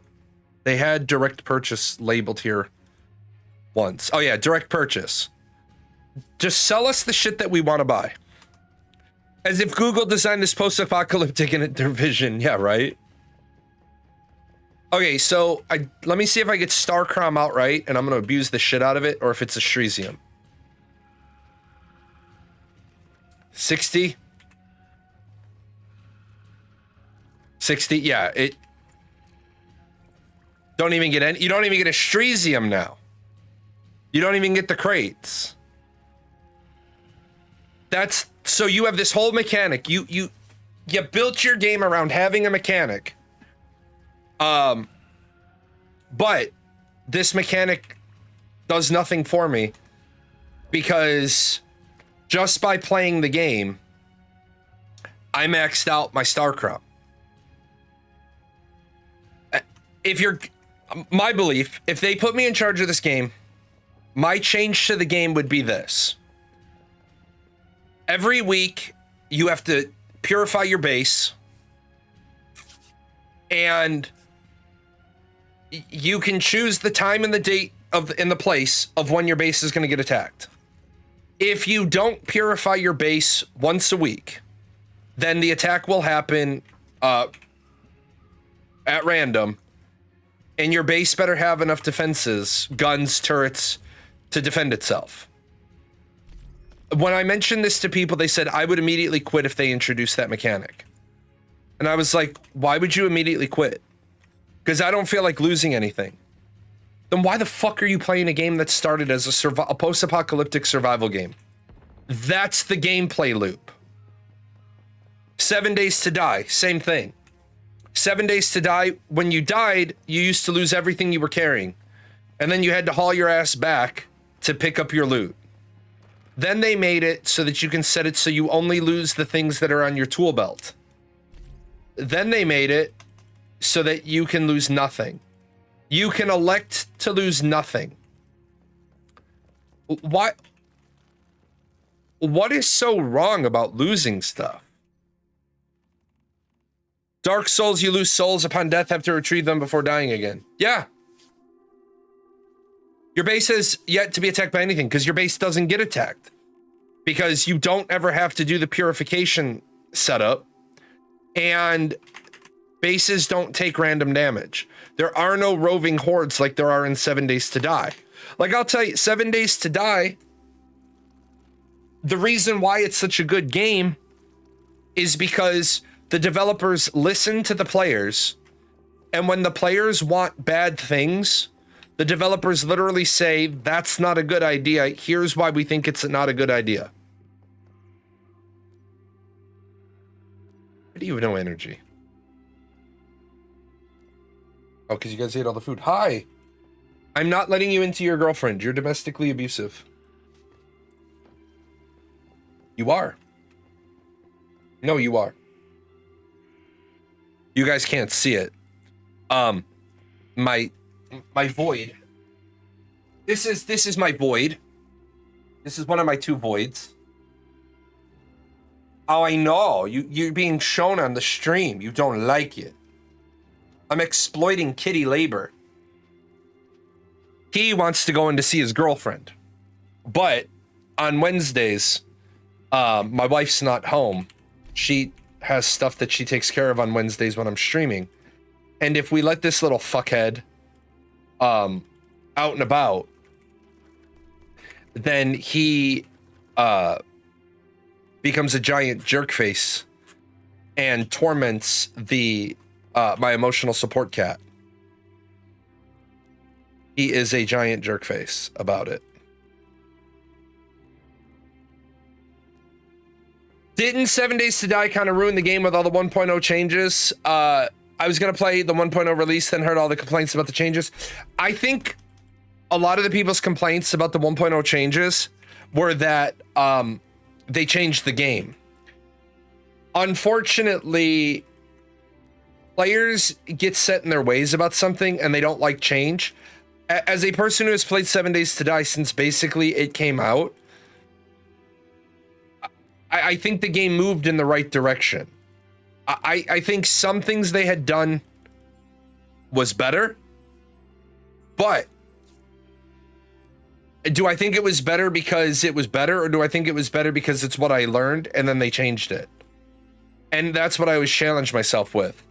Am I against the change? Because remember, if you're 100% satisfied with a product, you don't go looking for change. Now, I want to say thank you to the people who've reached out to me in the past and said, some of my views may be skewed because I'm highly autistic. That's fine. I appreciate the people who take the time to say, that view might not be universally shared. I don't need, like, I had a colonel tell me once, good is the enemy of best. Best is the enemy of better. And I 100% subscribe to that theory now. I think that is a great theory. At the same time, sometimes good enough is good enough. Like, I don't need you to fuck with the menu, right? If we're being honest, I don't need you to fuck with the menu to try to make it better. I like it how it is. Don't change the recipe. Leave it how it is. It's one of the things as a CPI guy, I tell people. If everything is running right, don't change a fucking thing. If you've got 60% customer satisfaction, should you change anything? Maybe. Should you be really fucking deliberate about what you change? Absolutely. What if you have less than a 60% approval rating? What if you're at like 52% approval rating, 48% I hate your shit? You got to bring in an expert. Why? Because if you're at 52 to 48, every single thing you change has a very high probability of costing you 2 customers because you're so close to a 50-50 split. But we want to add hot honey to everything. Okay, great example. Oz, thank you for bringing that example up. Shouldn't the default on a breakfast burrito at Burger King, shouldn't the default be no spicy sauce? And then shouldn't spicy sauce be something that you can ask for and get added on? Like, I don't understand why Burger King employees, and I'm going to shit on fast food workers here for a second, why fast food employees think that they're worth like 25 bucks an hour when your probability of making my sandwich right is 30%. Look, motherfucker, not only did I go out of my way to say no spicy sauce, I said, hi, I'm doing a custom burrito order. I would like a enormous burrito with just bacon and no spicy sauce. Just bacon doesn't mean you only put bacon on it. Just bacon means you don't put the 3 sausage patties on it and you put 3 more pieces of bacon. That is literally out of the fucking manual. That is what that order means. You were pissed when you got the spicy chicken sandwich from BK and had honey mustard on it. Right.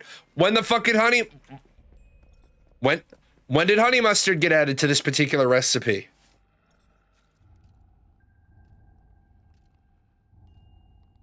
We are texting you to remind you that you have a dental appointment. Thank you. Cracker Barrel got wrecked for changing stuff. Yeah, Cracker Barrel got wrecked for changing stuff. Because once again, what they were doing is they were changing and they didn't understand. People liked the food the way it is. Well, we're going to change it. Well, first of all, can we just be honest? If you're going to go woke and change your restaurant, I think the first thing you need to do is change the fucking name from Cracker Barrel.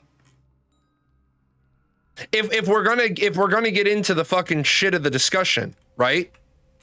Let's get rid of the phrase Cracker Barrel. I'm just saying. I'm just saying. Sometimes you got to recognize change is good. Same with Chick-fil-A sauce. Only been there once, so I was like, okay, I'll take the house sauce. It's honey mustard and barbecue sauce. It's disgusting. No, that Chick-fil-A sauce is not that.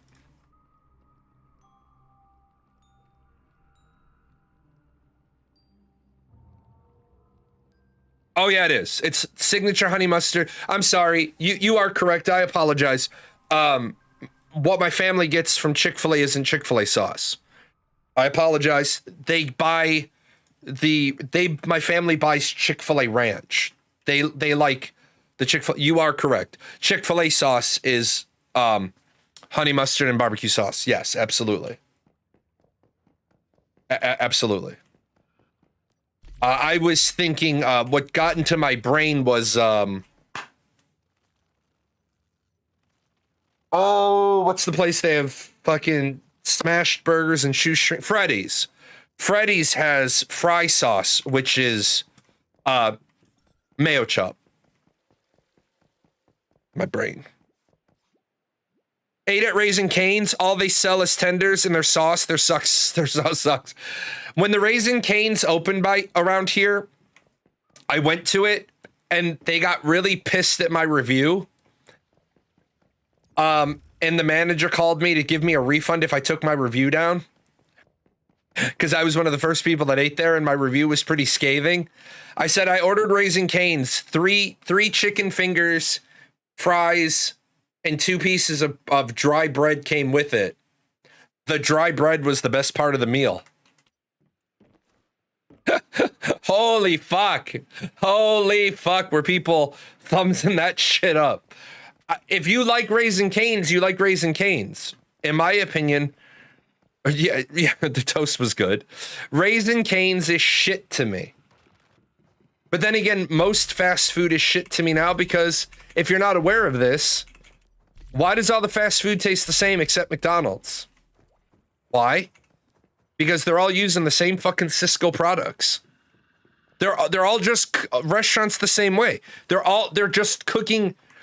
Applebee's fucking microwaves your steak, and then they use a sear press to put the lines on it.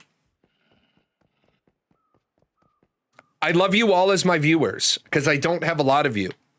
But if you tell me we're going out for steaks and we're going to Applebee's, I'm a bitch slap you with a dead cow's ass. You don't go to Applebee's for steak. You don't. You definitely don't go to an Applebee's for steak if it's right next to like a fucking Logan's or a Longhorn or a Texas Roadhouse or an Outback. You don't go to an Outback at all. Outback, I don't know what the fuck is with Outback's prices, but you don't go. You don't go out for steak, period. I don't either. Well, right now, steak is a little bit cheaper out because you get all of the fixins too. Steak is fucking expensive as shit.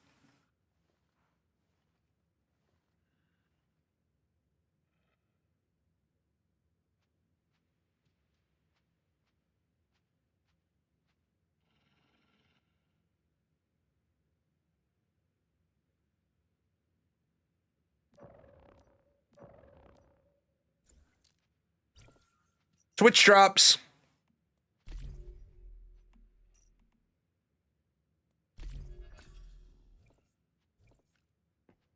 I don't eat fast food anymore purely because Steven Shreve loves it and I refuse to have anything in common with him.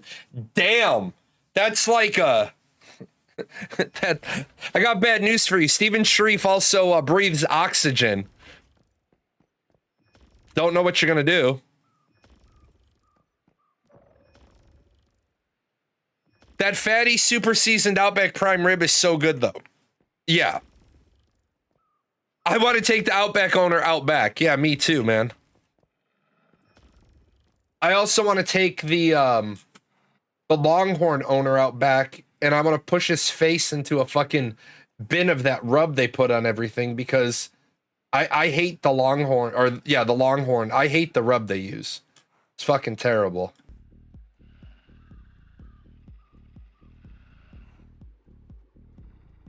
As a level 20-something character who just beat the second Monolith boss, what should I be focused on grinding? Nothing. If you're level 20 and you've just beaten Treant, then you should be beating feet to go beat Spider Bitch Tits. And you should be taking yourself up to Blackfell and doing the Blackfell loot run because you no longer have level limits for what gear you can equip. So you just do the Blackfell loot run, and you should get at least a couple of pieces to make your rank 5 weapons. Let me let this guy in so he can see his girlfriend. Come on. Come on.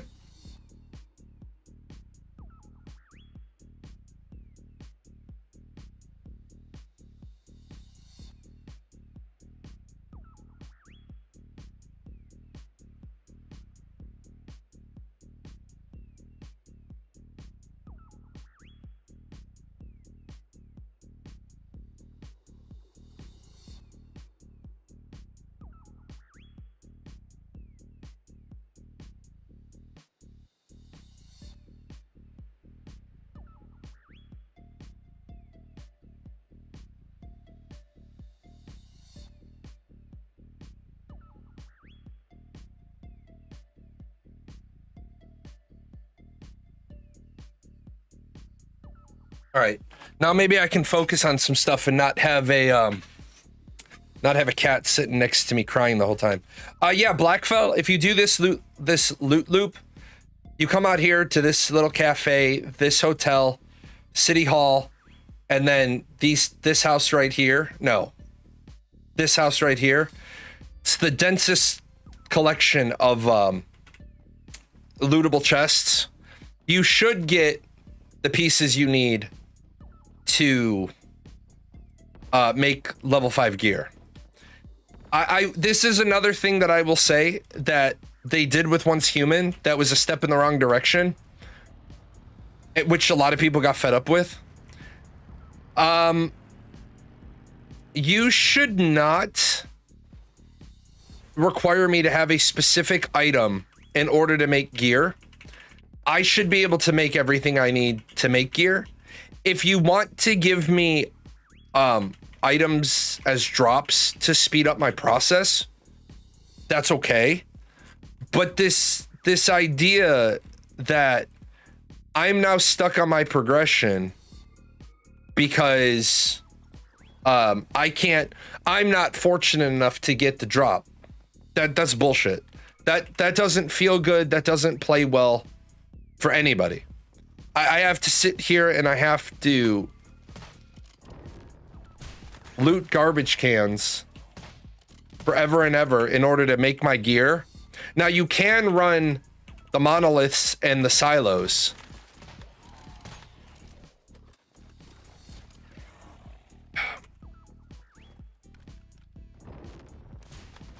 And they also can drop them.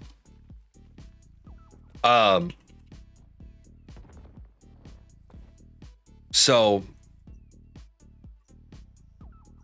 securement silo, you run it on hard. Your weekly bonus is a tier 5 weapon body or tier 5 lining.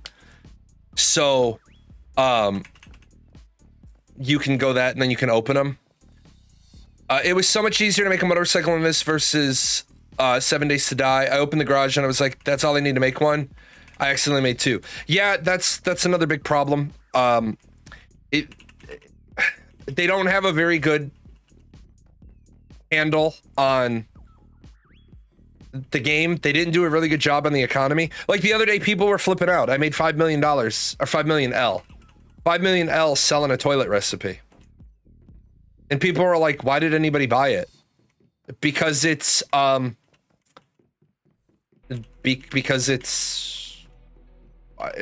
we have millions of L. Like somebody really wants the toilet. They can make 5 or 6 million in a day. Do you want to do 900 loops around Blackfell looking for a toilet formula? Or do you just want to buy it? Like one guy sent me a message, he's like, I can't believe you spent 9 million L for that deviation. I was like, yeah, I needed it and I don't have it. He's like, it's only worth about 3.5. I said, no, it's worth 9. That's because that's what I spent on it. Can't build a bench because you can't find a fucking drill and a welder. That is one problem about 7 Days to Die. If you have really shitty loot luck, you end up not being able to build advanced benches. But then they took that for this game. It's like they looked at 7 Days to Die and they said, what's the most obnoxious system they have in that game? Oh, it's what? Yeah, we're going to take that. It's awful. I was stuck on my build because instead of getting sniper T5, I kept getting medium caliber T5 20 in a row. Yeah, but then you can escape online trading and you can sell the ones you have too many of and then buy the ones you need. I'm not saying it's a good solution. I'm agreeing with you. What they did was stupid. What they did was terrible. But there's a workaround around it. And that workaround is... Oh, nobody was selling... Oh, it was day 3? Yeah. Then that right there is where the problem is. Yeah, the vendor in the starter town, if you find old currency, which is then a completely stupid thing altogether. See, what they did was they took away all character progression. As characters, we used to have to buy 10 memetics. That's all we had, was 10 memetics. Now everybody has every memetic, which means you don't actually need anybody. You don't need anybody's help.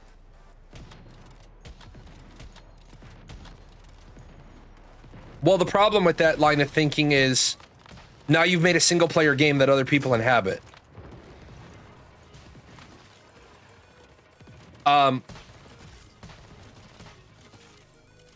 We need to get away from that too. I keep getting the endgame points for reverse engineering furniture. I find that's a great system. Yeah, it's a great system. It is. Until you have 47,582 tech points after unlocking everything. Rail and I figured out the fastest way to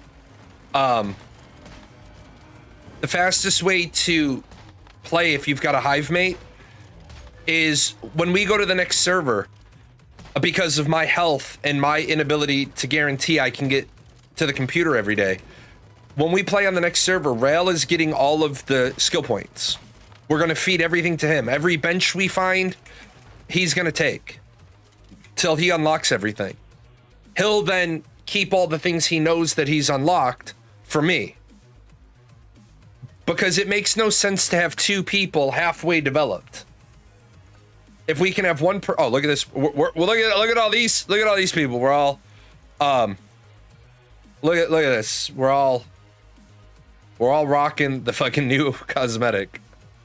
I love you all.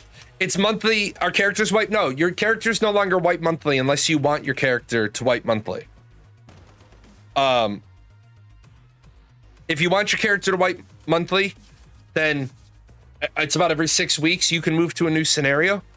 If you don't want to, other than Manibus Novice, you'll move to a permanent scenario and your character will be permanent and you'll play it like a normal MMO. Except with guns and not swords. But you can make a character on every scenario. So if I re-log in real quick. If you wanted to play,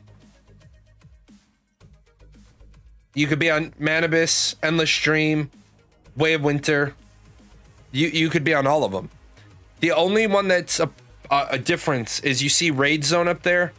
Raid Zone doesn't use your character progression. All the other ones do. Prime vs. Clash, Evolution's Call. They all share progression.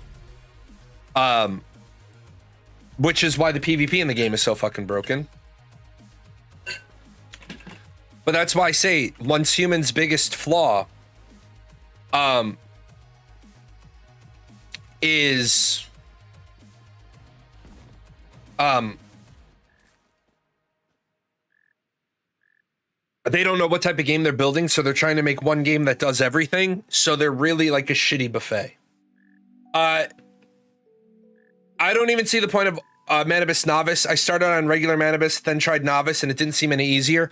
Unless they've changed something, you're going to want to go to Novice and speed run picking up all the blueprints. Because unless they've changed something, Manibus Novice and Manibus don't have the repeat click crates at all the points of interest. They may have changed it, but like when you come here, I think I've actually cleared every one. When you come here, one of the things it'll say is find the mystical crate. Well, when I do the mystical crate, it's just a Stresium. But if you do the mystical crate and you're brand new, it'll give you blueprint fragments, which aren't even blueprint. I don't know what the fuck it does. I saw that I got blueprint fragments on an alt, but we don't have blueprint fragments anymore. So I'm gonna have to look into what the hell it does. But I saw in my alt that I got blueprint fragments. So I'm gonna have to figure out what exactly it gave me.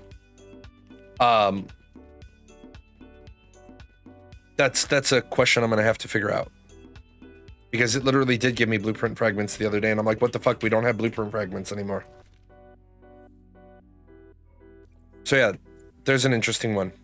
Now I have work. Now I have homework to do later.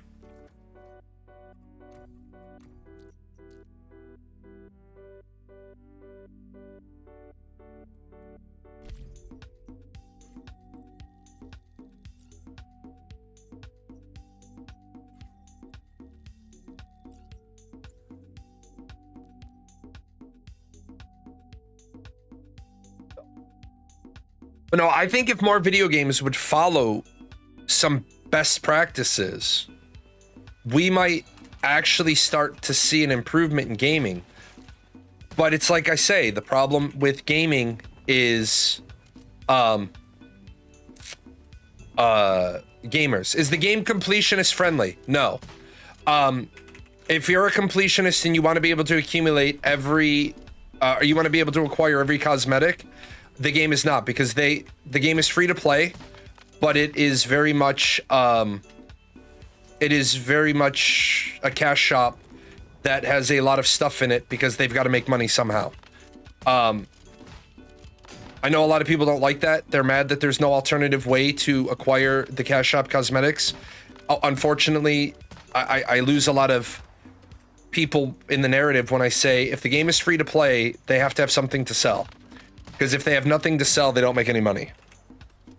I thought the mystical crates gave as active Starcrown crates. They do when you've repeated them. But I was testing something on an alt, and I remember getting the blueprint fragment. Now, that alt has been on that server since before the change, so it might just be a delayed... It just might be an old award. I gotta actually go and see what it's giving me. But As far as completionist, I will say it's going to take you a very long time to get everything. I don't even have everything yet. I don't have all my weapons. Actually, I think I have all my weapons again. I don't have all of my armor yet because it's just very, very difficult to get enough Starcrom to unlock everything, especially when they release new things and they release 2 weapons and 6 pieces of armor. That's multiple months. That's literally multiple months of Starcrom. I don't like the fact that they cap us at 66,000 Starcrom a month.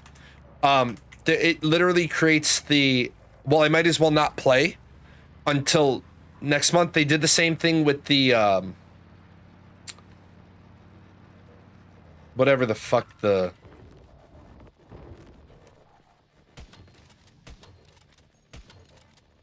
what the fuck was that about? What is this thing called? The Radiance system. I don't like the fact that your Radiance, they want you to get Radiance every month. And so if you do, they give you a reward. It's basically, I don't like you having a progression scale based on how much money I spend in the cash shop. I think that's low class. I think that is ultimately very, very shitty of a system. You're ultimately rewarding me because I spend more money. No, you're creating 2 classes of players. The reward I get for spending money is that I look dapper. The reward should not be I get more free shit. Now, granted, it's not pay to win stuff. Yeah, like those trophies.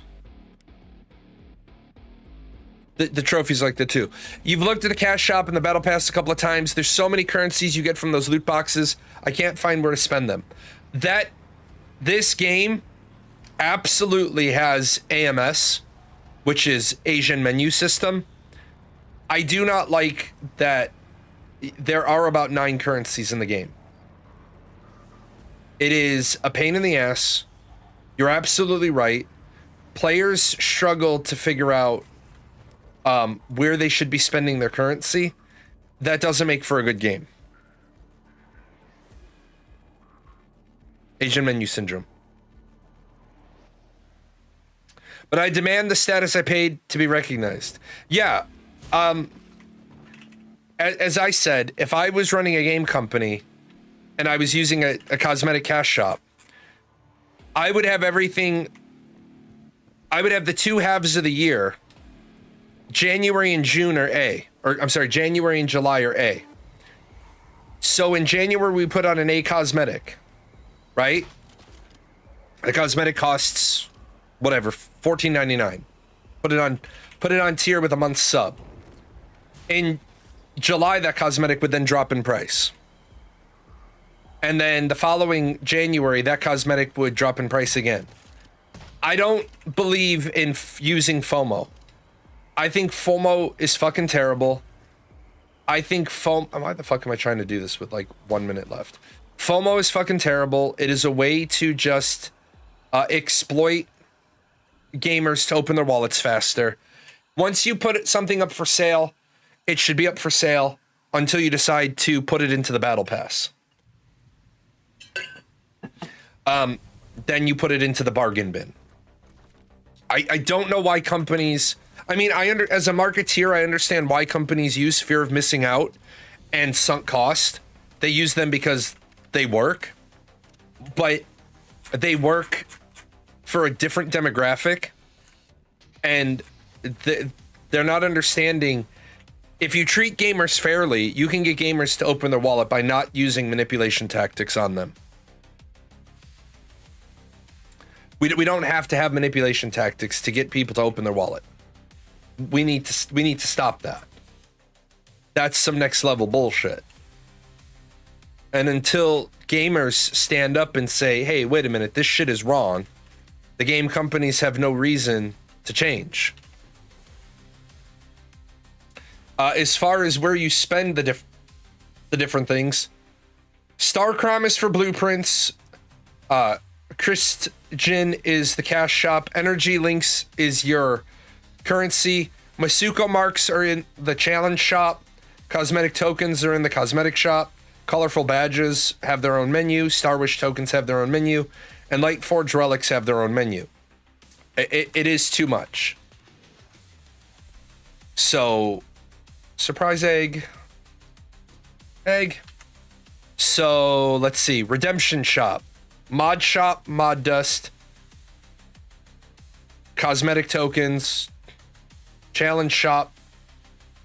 Visional redemption. Visional redemption essence shop. Star Wish shop. And then the betting shop you don't get on the normal servers. The same way Steam got me to stop pirating games. It was a matter of making the game available and easy to access. When I had to wait for the game to show up in the shop and be stocked, I often went home and downloaded it or cracked the CD, allegedly. Right. It's the same way that Spotify stopped people from pirating music.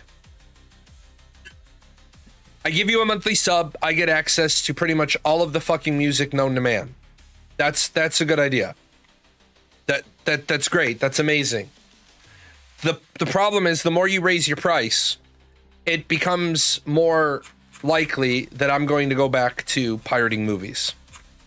And I'm not saying it's ever okay to pirate movies. I'm not saying that. What I'm saying is when you've priced everybody out because they can't afford to buy the movies they want, I understand why they're pirating movies. Again, I'm not saying it's okay that they're doing it. I'm saying I understand why they're doing it, and those are two radically different statements. I understand why people line jump at amusement parks. They don't want to wait in line, and they don't have the money to pay for the head of the line pass. I think it's bullshit that we have head of the line passes at Disney. I think lightning lanes are bullshit. Everybody already paid $100 to be in the park. Do I have a problem with VIP tours? No. Because Disney needs to make money too. But everybody bought a ticket, so everybody should be considered equal. People should not be having to spend another $120 per person by buying a lightning lane. I think that is crappy. I will also call out the people that, like, my daughter is on their DAS pass system. Both my daughters are. We don't get front of the line access. We spend our time waiting outside of line access. If the line for the ride is an hour, I click on the app, we would like to ride that, and 50 minutes later we can get in line because we spend about 10 minutes waiting.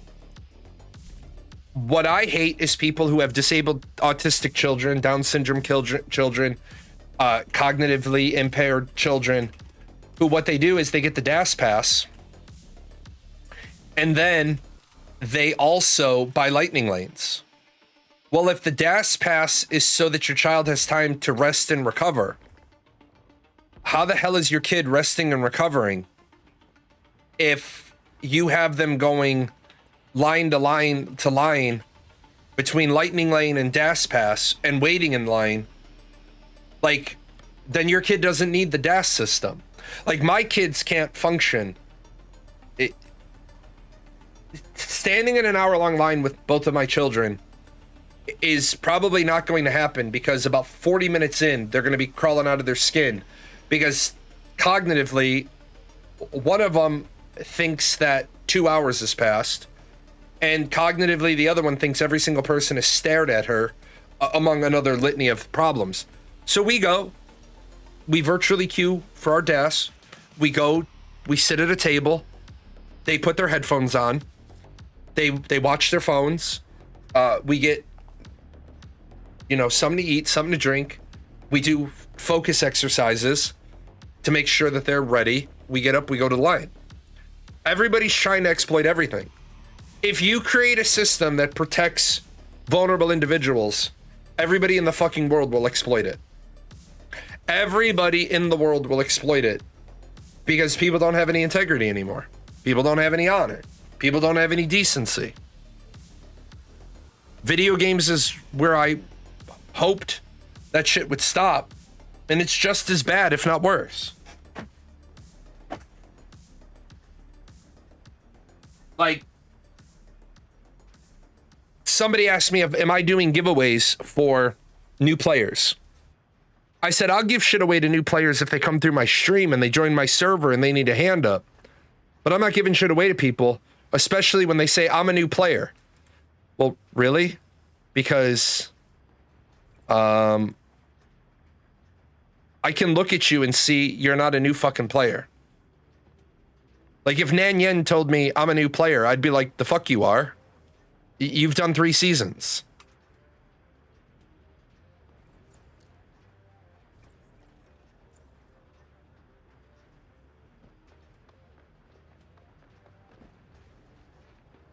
Did I see the person that was stalking Peter Pan? Yeah, that shit's fucked up, man.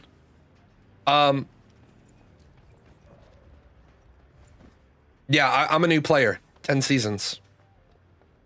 I think there is something fundamentally wrong with the girl that stalks the Peter Pan actor.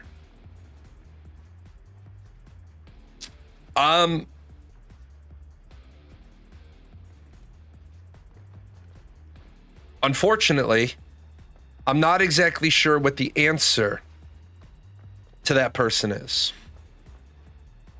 I'm not sure what you do about it. As long as the performer is safe, right?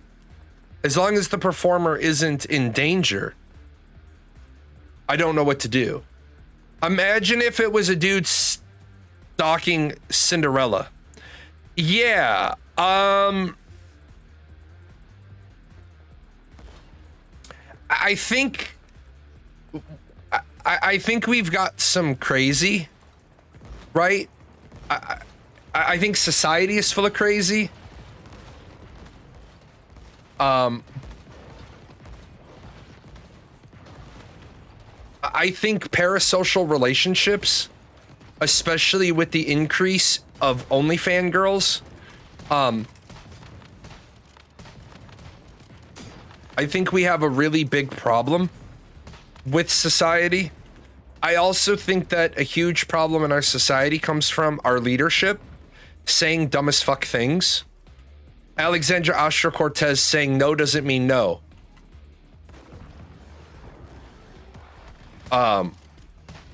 Did you really think that one through? Because it's not a politics show, but I'm gonna fucking go there. When I was growing up, no means no was drilled into my head nonstop. If a girl says no, she means no. Stop means stop, no means no. You know, we're gonna live by these rules. Okay, sounds like good rules. Sounds like really good rules. I think we can all get down with the rules. No means no. Now we have a generation of women that are no shit bitching and complaining that guys don't play the they don't chase. Look, I'm too fucking old to have an opinion because my wife and I were just talking about it with my failing health. My wife and I were talking about, is my wife going to look for a partner if I pass away? Because right now, I could fucking die of a heart attack just doing the show. I wish the cardiologist could see me sooner, but it is what it is. I asked my wife, are you going to look for a partner? And she's like, I have no idea and I don't want to think about that right now. Okay. If my wife died, I would not look for another partner. Absolutely not.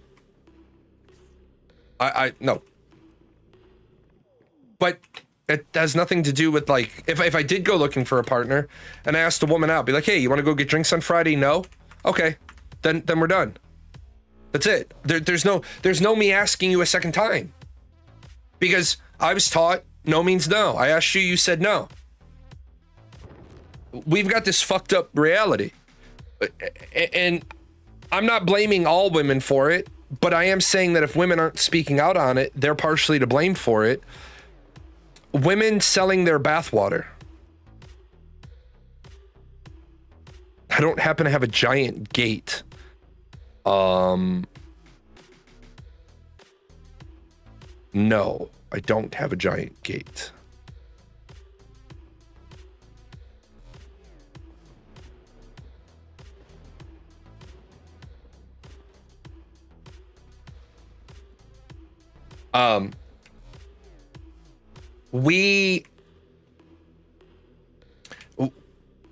You have women selling their bathwater. Okay, guys, you have to be responsible for grabbing any of your friends. If your friend ever says to you, my favorite OnlyFans girl is selling her bathwater, you need to look at your friend and you need to say, I'm gonna pretend you didn't say that shit, because if you said that shit, we can't be friends no more. And I'm not trying to be mean, but if you have a friend buying their OnlyFans girl's bathwater, like, look, if that's your kink, we listen and we don't judge, but by God, keep that shit to yourself, right? Buying bathwater? What the fuck? What the fuck is going on with our? You got grown ass men buying a streamer's bathwater. Now, I have a former roommate that used to, she loved the Victoria's Secret 5 for 35, 10 for 5 for 5 or 10 for 35 sales. I had an ex-roommate, she sold her used underwear for hundreds of dollars a pair. Look, as long as debauchery is profitable, that's the floor and the ceiling of society simultaneously. Because I don't know what we do in that. I don't know how. I have no idea. How do we overcome? How do we overcome what we're looking at? How do we overcome what we're living with? Guys buying used underwear. What? Sell your sins, just cash it in, right? It's like, I've had a very interesting view on strippers my whole life. Notice I didn't say view of strippers. That'd be a double entendre. My friend with a master's degree in speech pathology was a stripper for 10 years, and she made more as a stripper in 10 years than she would have made as a speech pathologist. That should let you know the values of the society you're living in. You can make more as a stripper than as a speech pathologist. And we're not, like, my daughter was shocked. My daughter was a stripper for a short period of time because she made really bad life choices, and she doesn't want to tell dad that she screwed up again. So she became a stripper. She doesn't do it now. But she said once, how the fuck am I going to turn down making my rent payment in one night? There's something wrong with our society, man. My daughter looks like the girl next door. Obviously, we never did take our dad to work day at the strip club, but my daughter looks like the girl next door. She made $2,500 routinely in a night. $2,500 in a night. $2,500 in 3 sets. What the fuck? And we want to wonder why video games sell slutty outfits? Because our society is sex and debauchery.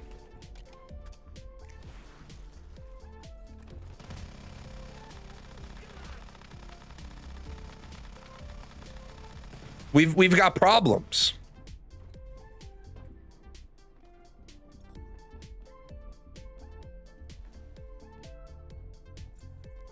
Honestly, I wish I like I said, I wish I had the money to fix those problems. But you know what? A friend of mine actually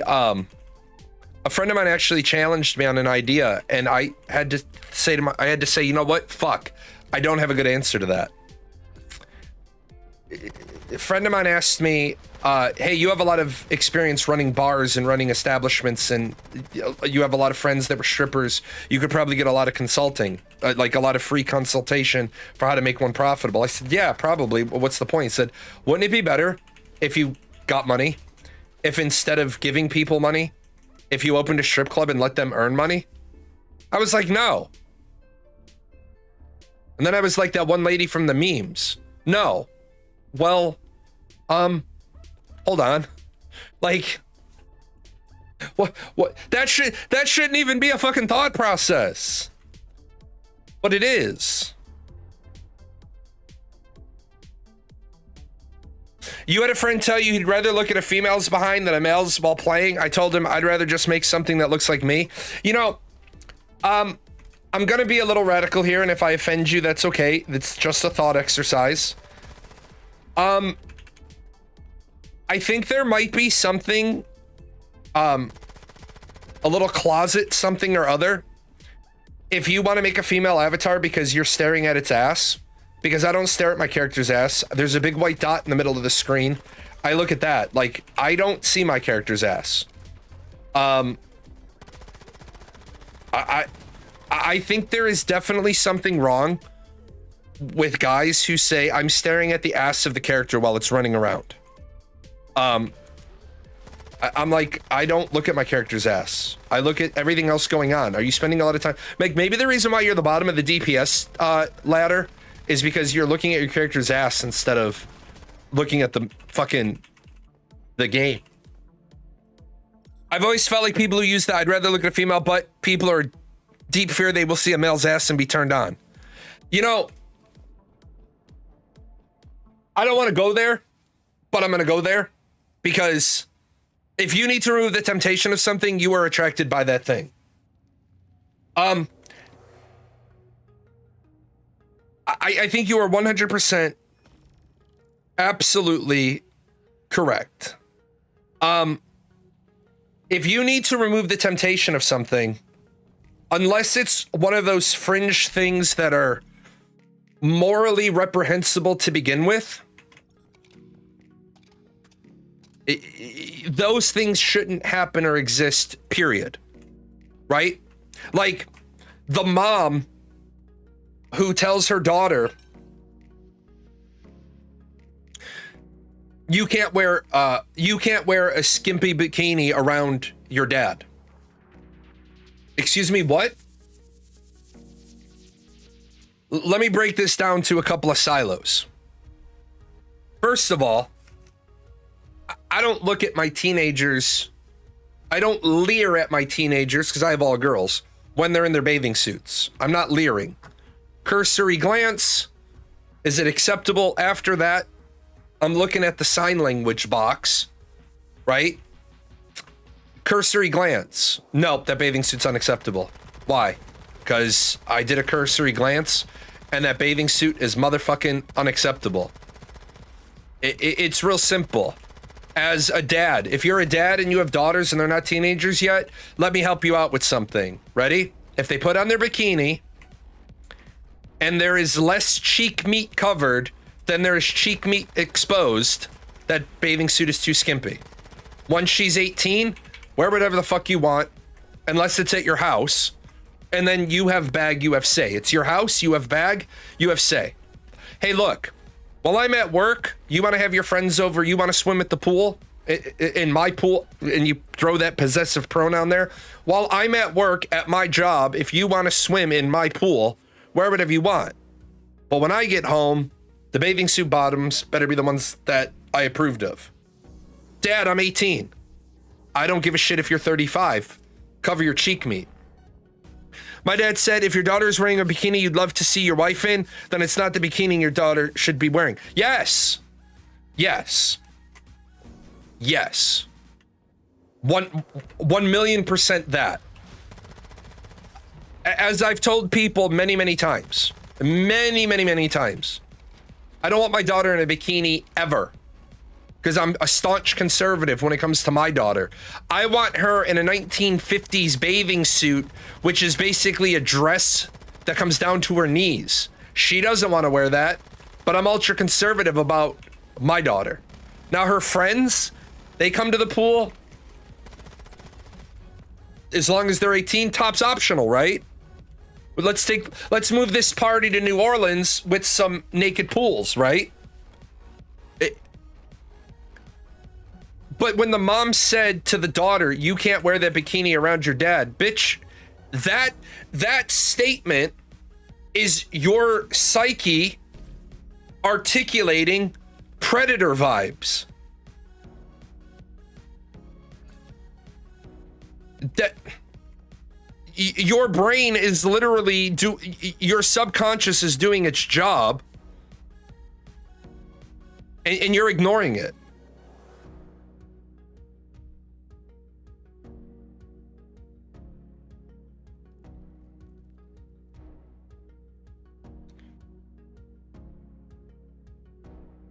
What weapon combo am I running? I run two different builds. The primary build that I use is I run a P90, and I run the Tech 9 with it in case I need the extra bonus damage, which I don't. When I'm doing single target content like Prime Wars, I run the Finale sniper rifle with the bullseye. I stack on the bullseye, then I switch to the Finale. I recommend all new players start with the P90. And a couple of the players on my server disagree with me.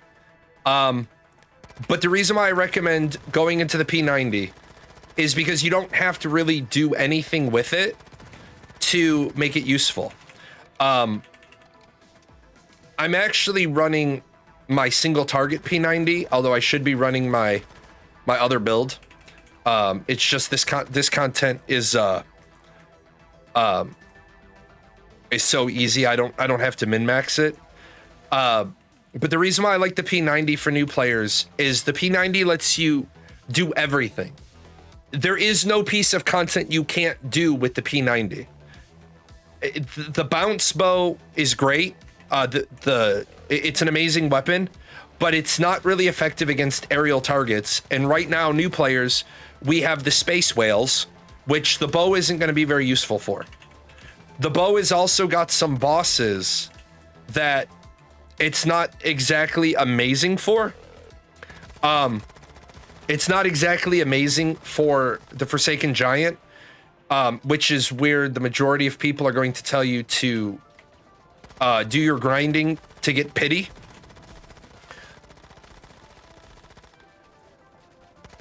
Oh, I thought I picked it. What the fuck's going on here? The other one that I like, so I like the Finale. I like the bow. Truthfully, I like the bow, but because of how my hands are, I don't use the bow. Rail uses the bow. My hive mate uses the bow, and he does more damage than me. He did more damage for me than for about the first 6 months of the game. I did more damage than him for about the next 17 months of the game. He's now switched to the bow. He's now crushing me a lot of times in damage. When we were doing that 10-round dungeon thing, he was doing 62 to 77% of the damage in the 10-round dungeon. The bow is, if you can play the bow is great. I struggle with the bow because of my failing hands. I sometimes don't, sometimes I can't hold the button down properly.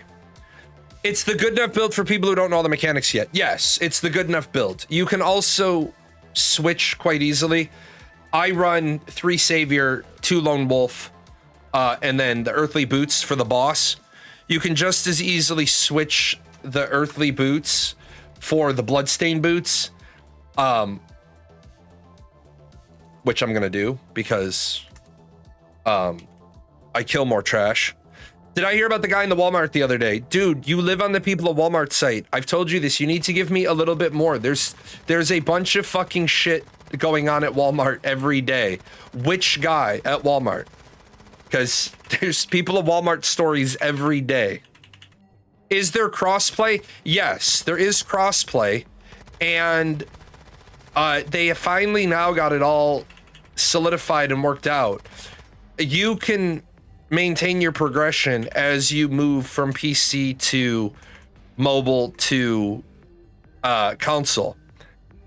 The only rub we have is I think if I I think if you're trying to play, you have to have a loading bay account, not your Steam account, to crossplay. You didn't notice the P90 in the tech tree? How did you get it? Oh, great question. So, blueprints, these are all the different weapons in the game. They're not in the tech tree. They're in the blueprints window. So, the blueprints window has the basic green and blue. Most of the green and blues you pick up, I think all the green and blues you pick up from the tech tree, but your purples and your golds you get in the blueprints menu. This is where you spend your star crom. What I will tell everybody is when you're first starting out, your star crom is going to be a very rare resource because you're capped at 66,000 a month plus any overages they give you. What you need to pay attention to is this right here, which is blueprint conversions. So once you'll notice every one of my weapons is the same enhancement level. Say you only have one weapon at 6-star. That's fine. Because you take one weapon to 6, you make it. And then if you need your offhand weapon, you can convert it. Now I can't show you how to convert it with a weapon, but I can with armor. So right now I have a shit ton of things at 6 stars. Keep in mind, I've been playing since beta. Well, say I'm moving into a build and I need the Blackstone shoes. So what I can do is I can click on the Ankh mask and then I can come to shoes and I find the Blackstone shoes. When I convert, it's going to take 3 stars and put it on the mask. It's going to take 6 stars. It's going to put them on the boots.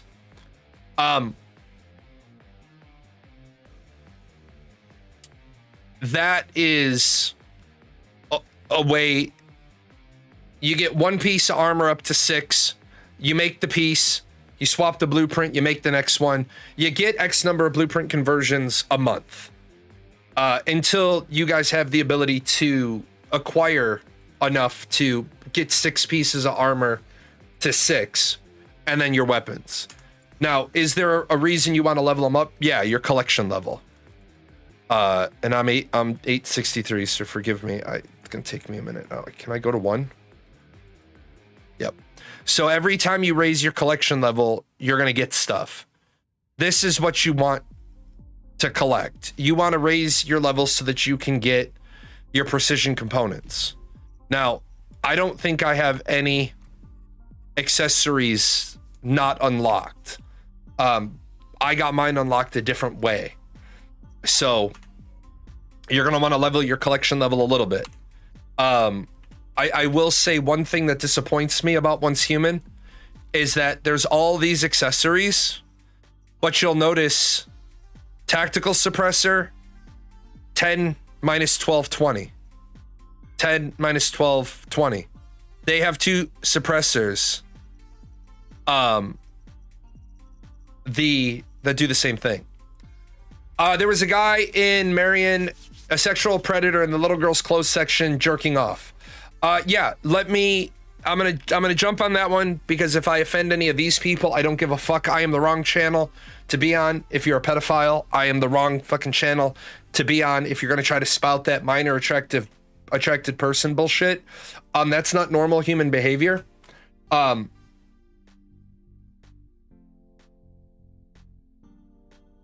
being very delicate here. That's not normal fucking behavior. Unfortunately, society has written rules against what is normal modern or what is normal biological behavior. What I'm not advocating for lowering the age of consent because as humans with developed brains, we can take a 16-year-old and we can put that 16-year-old in the no-go box because we have logic and we have reason. Biochemically, you're attracted to younger people as a male because of procreation. Notice I said biochemically. Biochemically. Societally, enlightened-wise, you know that that's still a child. When the average life expectancy is 30, you got to start banging out kids at about 12 or 13. When you're a caveman and you have sharp stick, Caveman have kid with 12-year-old because caveman needs sons to help stab mammoth. 150 years ago, farmer starts having kids at 14, 15 because farmer needs sons to help with farm. We're not in those years anymore. We're in the year 2026. You don't need to be sniffing around a 16-year-old.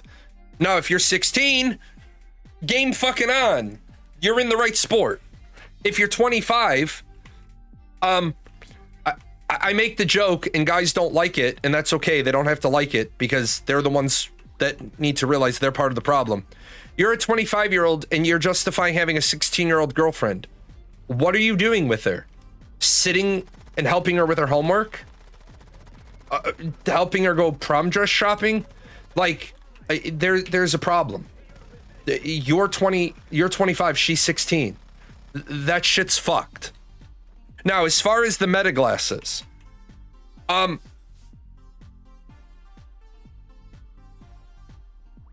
have 2 pairs of Meta glasses. I have Meta reading glasses and I have Meta sunglasses. I wear my Meta glasses because I really enjoy the fact that I can have my music in my the arms of the glasses, and that allows me to maintain my situational awareness because I can hear my music, but I can also hear everything happening around me. If I have earbuds in or I have headphones on, I can't hear what's going on around me. At the same time, I really do enjoy being able to keep my hands free as much as possible. So when somebody texts me, Meta will say, "You have one text message from Bob." Meta, read the last text message. And Meta can read the text message to me. It becomes my phone. It becomes a hands-free interface to this thing. Hey Meta, take a picture. I have my hands full. Hey, I don't want to be watching the fireworks on the Disney castle like this. I want to say, "Hey Meta, start recording," or just reach up and hit the camera record and record 5 minutes. I understand that, like everything else, some people are using Meta glasses to be fucking perverts. But here's what people need to back the fuck off of Meta glasses. My Meta glasses have a big fucking indicator light that lets you know that I'm recording. I can carry 8 other types of fucking cameras and you won't ever know that I'm recording. If you're fucking losing your fucking mind over Meta cameras, then where the fuck has your priorities been with button cameras, pen cameras, pinhole cameras? Like, it's really kind of obvious if I take my glasses off and take them off and I'm aiming them around, but you have no idea. If I'm doing this, right? You're just going to think that I have an OCD habit with a pen. But what you don't realize is if I'm holding it like this and I'm clicking it, I'm taking pictures because the camera is right along that piece. If I press and hold it down, it goes in a video mode, then I can walk past you and drop it and shoot a fucking video shot up your skirt. That shit's been around for 15 years. Why? Where were the fucking protests about that? Where are the protests about where are the protests about people with GoPros? You're like, "Oh, they're exploiting." Guys have been putting fucking GoPros in changing rooms since the invention of GoPros. I'm pretty sure GoPros and cameras like that were invented by a guy who wanted to put a camera somewhere he shouldn't have. So I don't know why the fuck we're flipping out about Meta glasses all of a sudden. They're inappropriate. How? Because I don't know you're recording. There's a big fucking white light. Well, some people can disable the white light. Okay, well, hold on. Let's check. Is there any sort of fucking light on that? There's no light on this. Meta put a fucking light on the front of the camera. Well, some people are finding ways to disable it. Yeah, and Meta then updates the system, just the firmware and the hardware, to say, yeah, we need to change that. People are going to be fucking freaks no matter what you do. Now, you know where the problem happened? And I'm sorry if some of these topics are uncomfortable for people. It's why I get people that leave. If a game question comes up, I'll answer it immediately. People get upset because they don't get their way. There's also no consequences for shit. You know why we get more and more child sex offenders now?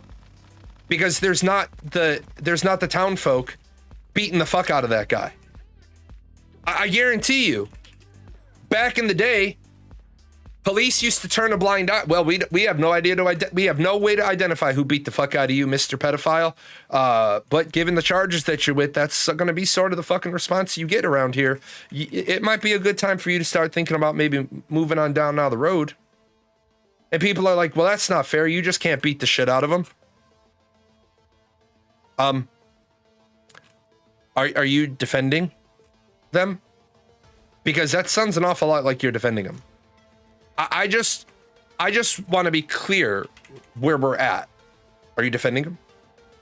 There have been a few instances where these people are recording the wrong things. I hate that some people are putting in poor use. Yeah, but you know, I know this sucks for people. And people don't get to invent their own laws. They can certainly try to get their own laws passed, but you have zero expectation of privacy in public. The Supreme Court has already ruled what you can see with your eyes, you can film. And you see all these videos on TikTok. Like I had one lady get mad because I was wearing my Meta glasses at Disney. And she confronted me and she's like, you know, the children in the park didn't consent to being recorded. I said, the children in this park don't go more than 2 feet without being on 18 random strangers' cameras. I said politely, fuck off. And she didn't like that. And that's too fucking bad. So the dad holding the full-size camcorder in the 80s, that was okay. But the dad with the Meta glasses on, that's not okay. My children didn't consent to be recorded. Yeah, they did. You brought them out in public. You consented for them. The people that are like, you can't record patients coming in and out of a dispensary because HIPAA doesn't apply. HIPAA doesn't apply to them. I'm not beholden to HIPAA because I have no contractual I have no medical contractual relationship with the individual. Now, you said if they can combine Meta glasses with Meta Quest, we're going to get some elite video games. So they've had glasses that function as monitors for quite a while now. We're still a long way from mainstream VR. One of the big reasons why we're a long way from mainstream VR is space. First and foremost, space. Wolfus Moon had a room set up to do her VR in. You basically have to dedicate about 8x8 or 10x10 to your VR setup. Because not only do you need room to move around, you also need room to mount the 4 cameras. If you want a true VR experience, a good one, you're wearing the bodysuit, you're wearing the visor and everything, you need 4 cameras. You can get away with 2, but you're really better served with 4. That's a lot of. I don't have the real estate in my house right now to do VR. I just don't have anywhere that I could reasonably put it. Number 2, I don't think people realize not a large portion of the population is going to be able to adapt to VR. Look at how many people have a problem with just 3D glasses. 3D is great, but there's some drawbacks to it. Yeah, VR sickness. Wolfus, I was not comfortable attempting to stream solo my first time streaming VR. I streamed Rate the Oblivion. I'm a huge Rate the Oblivion fan by White Wolf. The VR game is amazing. The sad part is that after about 2.5 hours, I was nauseous as shit. Wolfus Moon lives her life in VR. She loves it. I think it's a great idea. I don't think even with my portable room air conditioner in this room, I could stay cool enough doing VR. I think it is a great direction for gaming to go. Break. If you think that you're unhappy with where, if you think you're unhappy with the direction video games are going now, wait until VR becomes bigger and they're trying to make it so you can have cross-compatible play between VR players and non-VR players. And you're going to see some real dumbed-down games then. Your teenager lives in VR, you get sick after about an hour. It sucks. Yeah. But like everything else, the teenagers are doing it and they don't have any, bad habits. You would have, with the lady who was confronting me, you would have started recording on your glasses and then responded to her. Yeah, I tried, okay. I try to solve things with the least amount of ass pain possible. And intentionally antagonizing somebody at Disney is going to be different than saying fuck off. Like, fuck off, lady. There's a difference there. If you intentionally antagonize them, then they're going to become a pain in your ass. And the last thing I want is some lady following me around the park and then bringing staff up to me and making up shit. And then I got to be like, nah, she's completely full of shit. Check the cameras. And then I got to wait while it didn't happen here. It happened here. It didn't happen. She's like, lady, there's no blind spot at Disney World. There is not one, other than the bathrooms, there is not one square inch of real estate that's not covered by at least 2, if not 3 cameras. So you're not going to find this bullshit that you hope exists.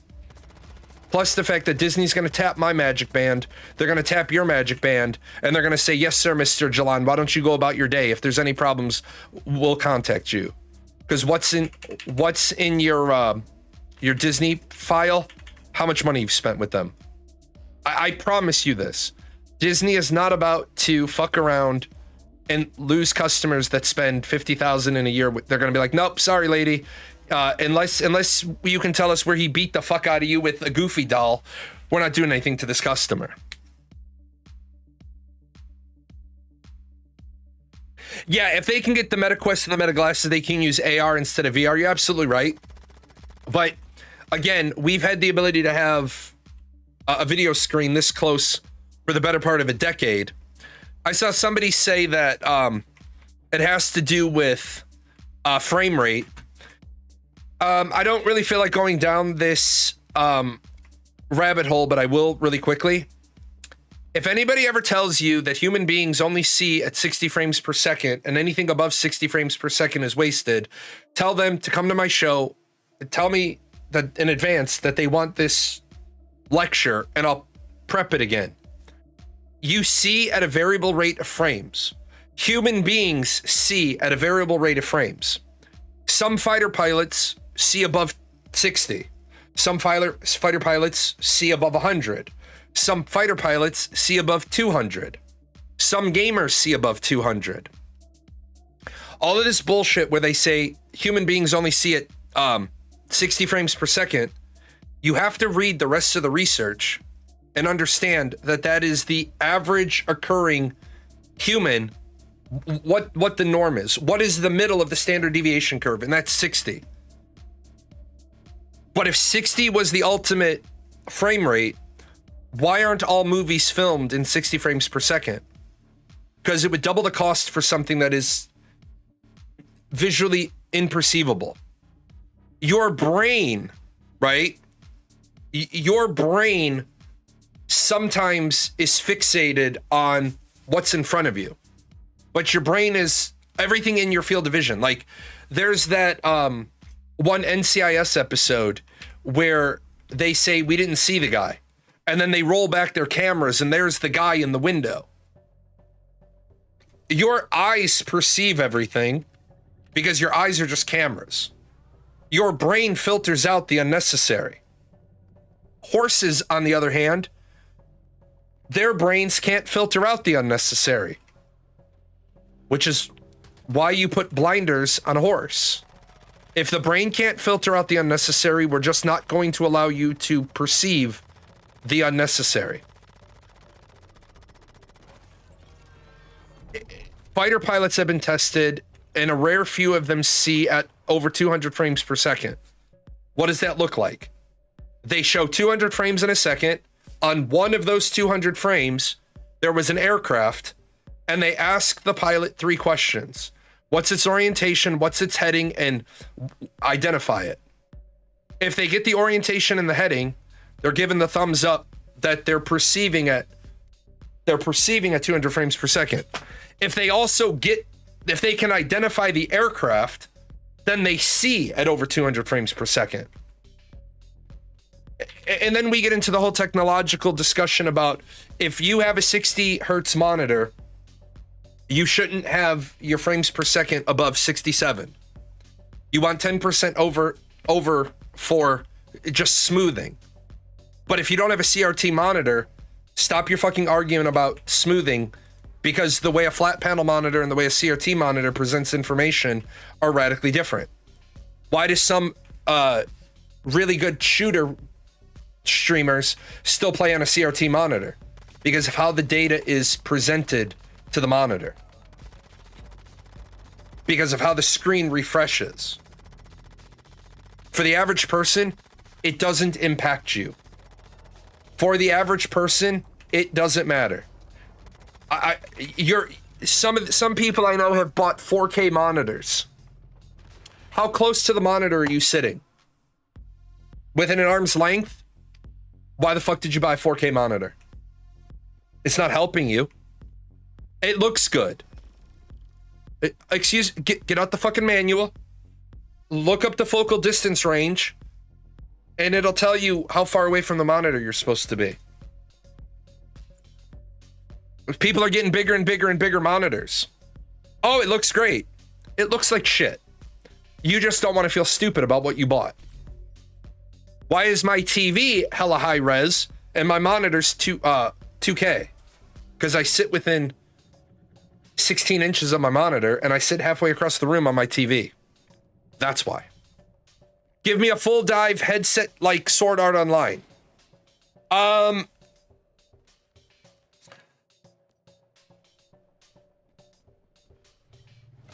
I would love to get a fully immersive VR game like Sword Art Online. But I think before we try to do a fully immersive VR game, we need to get people to play a fully immersive MMO. And people are going to then balk at that because they're not going to want to do the chores. They're not going to want to do the mundane. When people go back to playing games 10 hours a day, we might see some improvement. But right now,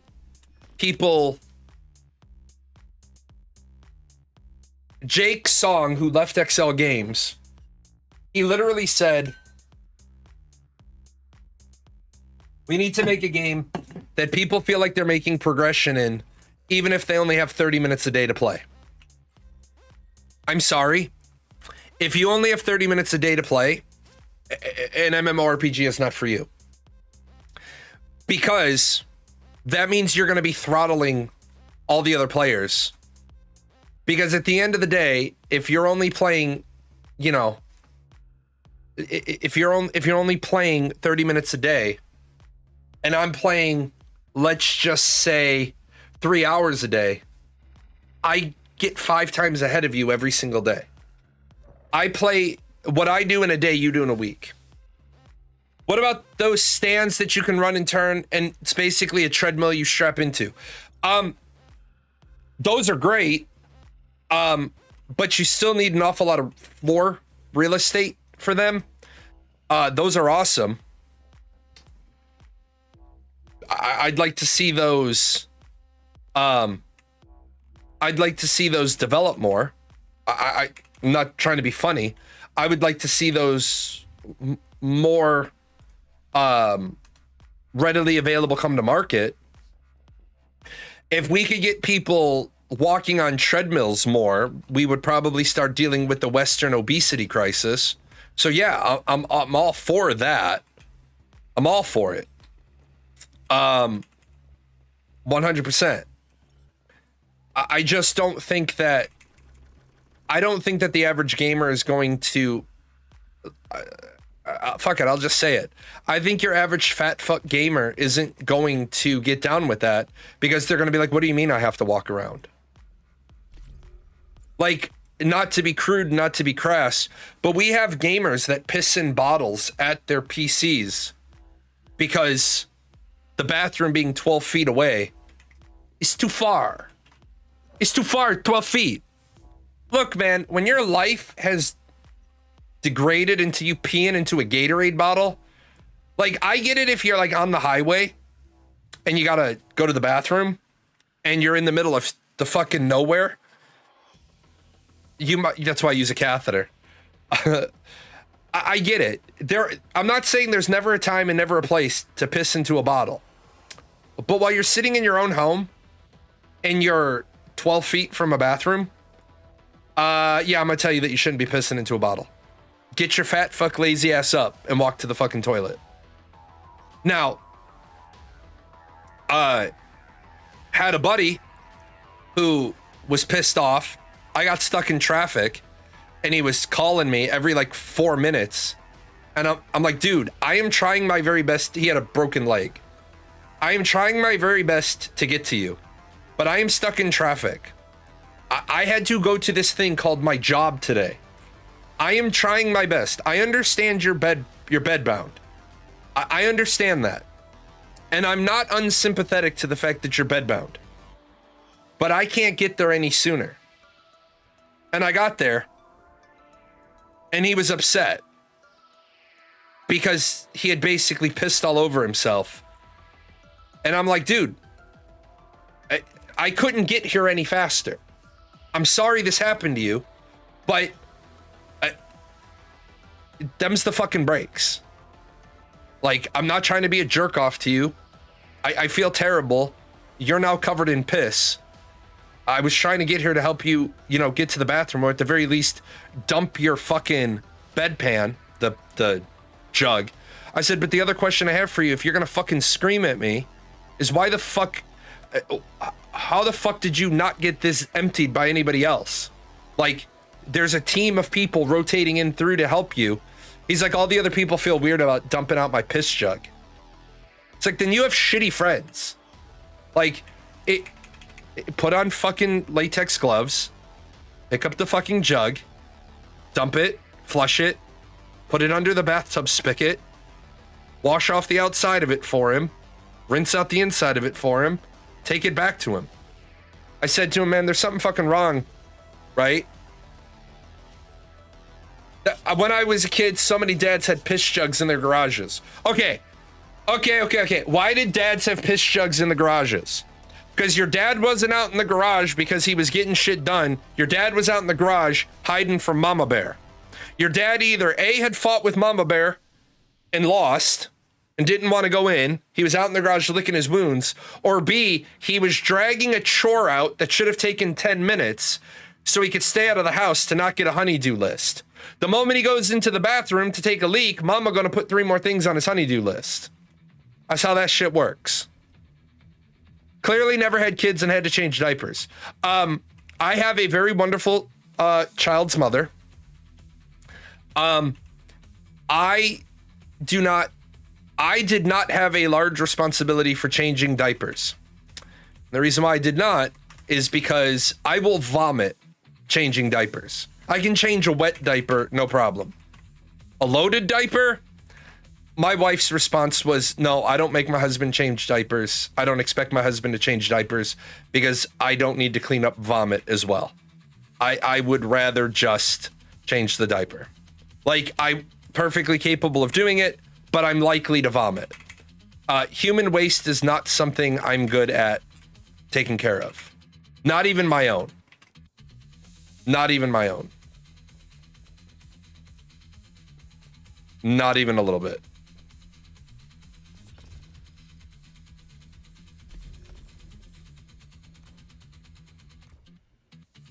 So, like I said, I have a great person that I raised infants with. And now that doesn't, like, just so we're clear though, just so we're clear, I didn't do diapers, but I did a fuck ton of all the other chores because that was the trade-off. I did the cooking, the cleaning. Pets, I can't do pet vomit.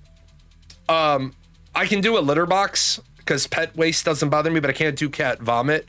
Again, if I have to, I can, but the likelihood of me vomiting goes up. So I'm walking around with like a trash can with me, and my wife just gets incredibly frustrated. She understands, but my wife doesn't like it when I go to clean up cat vomit and then I vomit. And she's like, fuck, you should have just told me, because now I'm cleaning up a pile of human vomit too. I'm a sympathetic vomiter. It's not a great trait to have. Should have left that one on the in the online store.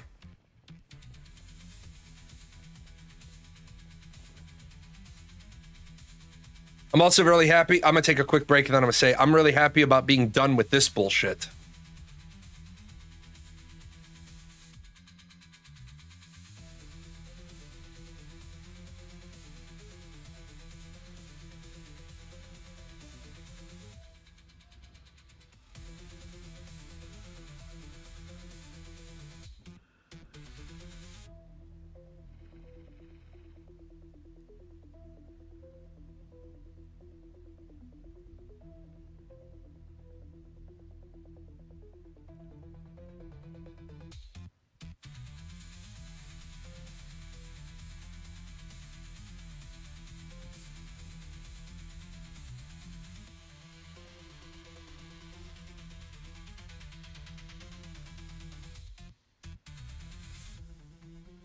Alrighty, so swinging it back around to, bringing it back around to Once Human. I think events like this, I think video game companies need to be very specific in how they structure their game. They need to have a battle rhythm for when major content is going to be coming out. They need to have a battle rhythm from when minor content is coming out. And then, to be completely honest, they need to have unscheduled surprise content that gets added that they don't leak to anybody, because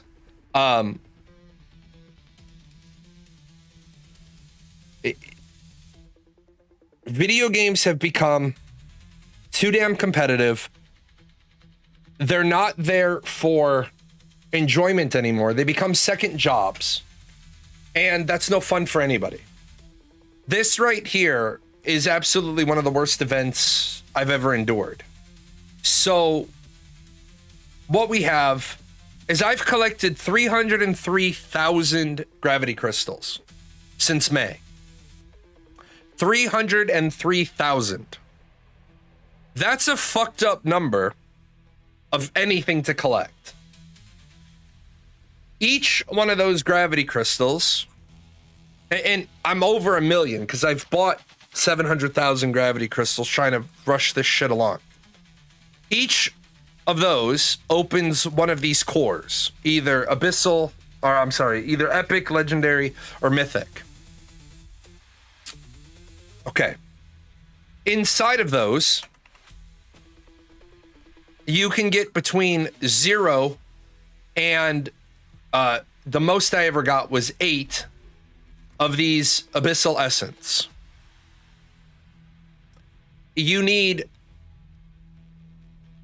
They had boxes, right? Random box or monthly boxes, which there are 2 of, and then 2 flat, and then all these things here that were for sale. So I forgot what this total was. I think this was 8. And then I bought one of these. I bought the baseball bat. I'm now at the point where at the start of the month, I'll get the 2 boxes and I'll buy this one. And I might, I might, if the trauma goes away, I might try to grind out 5 more to just pick up some bits and bobs. I'll talk about the Star Citizen thing in one moment. What I'm tired of in games is that we don't have 2 paths for acquisition of things.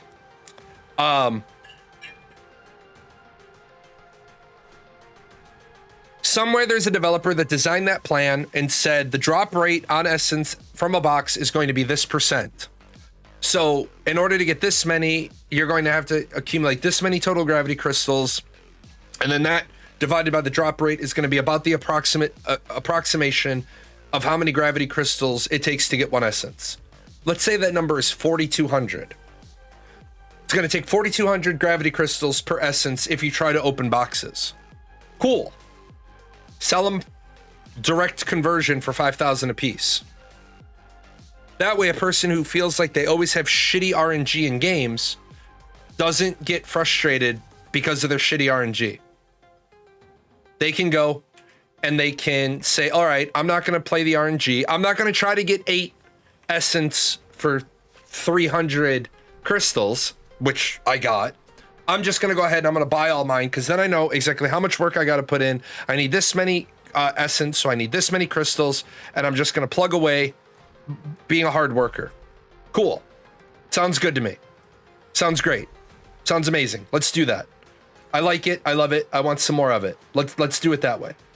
No, they don't do that anymore. What they say is it's an RNG event. You just have to push through the RNG. Push through the RNG. Who the fuck wants to do that? RNG sucks. Being RNG's bitch doesn't feel good. Especially, like, I'll give you an example out of Arcage. I was all ready for one of their regrade events.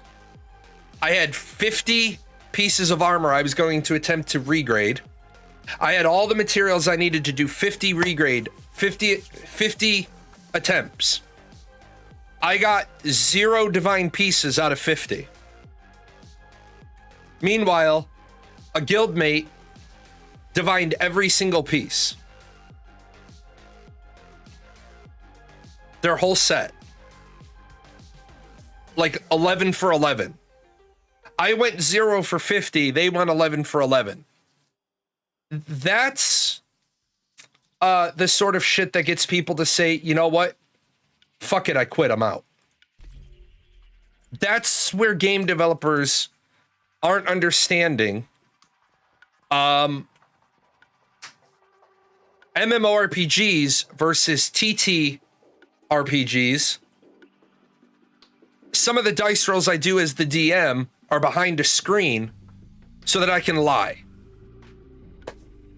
I never lie to punish the players. I lie to help the players. The players have gotten shitty loot on all the random loot drops because I'm using a loot table. That means on the last one, I just control what loot they get. Yeah, rail for weeks at a time, nothing but purple mods. Rail, I get why Rail at one point was like, fuck this game, I'm out. Because that's fucking demoralizing. Nothing but fucking purples for weeks in a row. Not one piece of forward momentum for weeks in a row. That's enough to make you quit. That's because what that is, that's enough to make you go play another game. Like this week, I got mad. I was trying to force my pity to gloves. My pity dropped on Giant. I wasn't even at 1% yet. I got my pity drop before 1%. So now I have 2 more weeks before I can get my shiny box for my gloves. You saw me, I ran that dungeon about 10 times. I didn't get 1 upgrade. Because they didn't put the Crescent mods in, and I never really farmed those, I can't get the mod I need. So why would I want to be playing? I'm back to the point now. I have everything. I've acquired everything. I just got to log in once every day, check in on all these, log in, collect this, collect that, collect this. Okay, go back, play CK3. Because there's nothing for me to do. That's why I say you need to have your development team have a battle rhythm for major expansions, a battle rhythm for minor expansions, and then they need to have a unannounced set of small stuff that drops because it keeps you busy. It keeps you playing. Without that, like, when was the last time you, honest question, when was the last time you basically fucked off from life for a day? Well, how do you fuck off from life? Sometimes you take a vacation, right? You just fuck off. You're on vacation. When was the last time you just didn't get out of bed? You stayed in bed all day. You brain rotted. You do that shit. You can't take yourself out of life because you're alive, but you can take yourself out of the game. Every minute you're playing another game is a minute that other game might become your primary game. And that's what game developers, except for Yoshi P, they don't grasp. Now, do I have an opinion on the Star Citizen and their live stream fail? Yes. As a marketing guy, that was a monumental giant fail.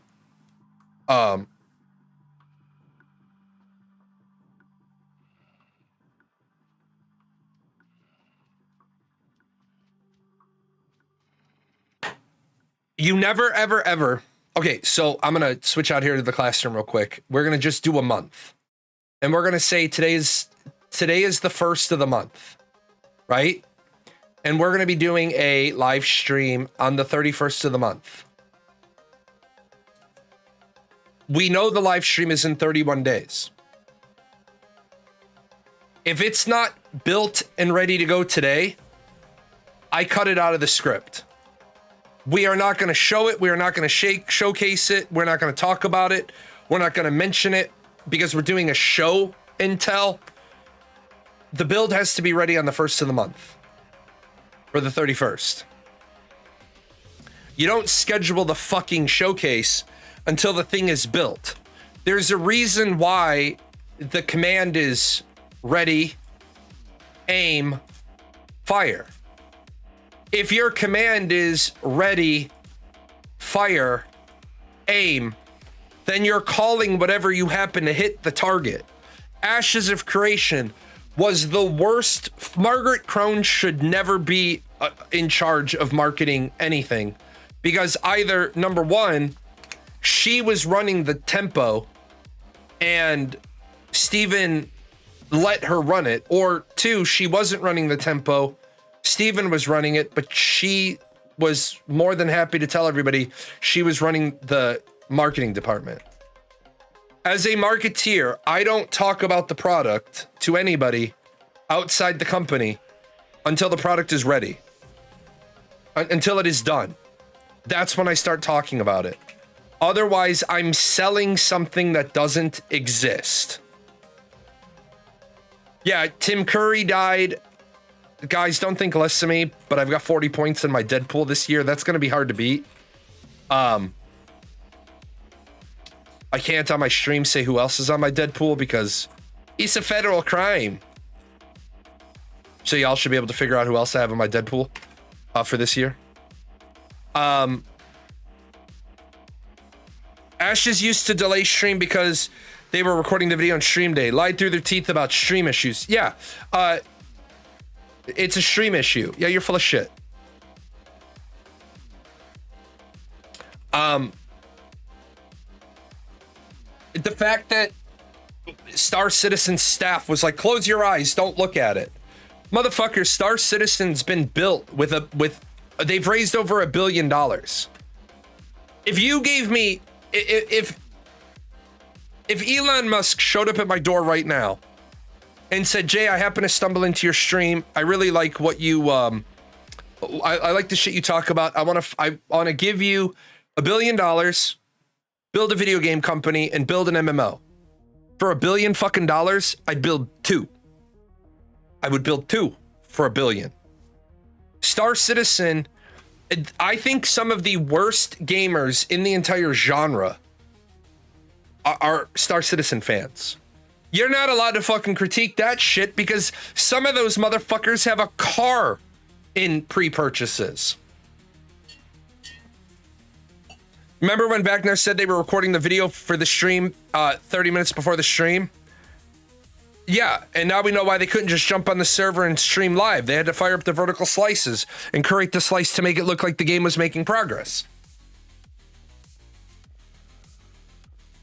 What's so sickening to me is that there are still people defending Steven Sharif and Ashes of Creation. Like, I'm going to be crude here, so plug your ears if you don't like crude. But Steven Sharif fucked you in the ass, wiped his dick on your curtains, and you're giving him a ball polish. Like, what? The man took your fucking money and you're still defending him. Like, look, I can understand. One person says something about you, it might be a lie. 2 people say something about you, might be a lie. 3, a little less likely it's a lie. 4, looking a lot less. The dude's own brother called him out. Steven Sharif is facing numerous lawsuits, and there are people still defending him. Guys,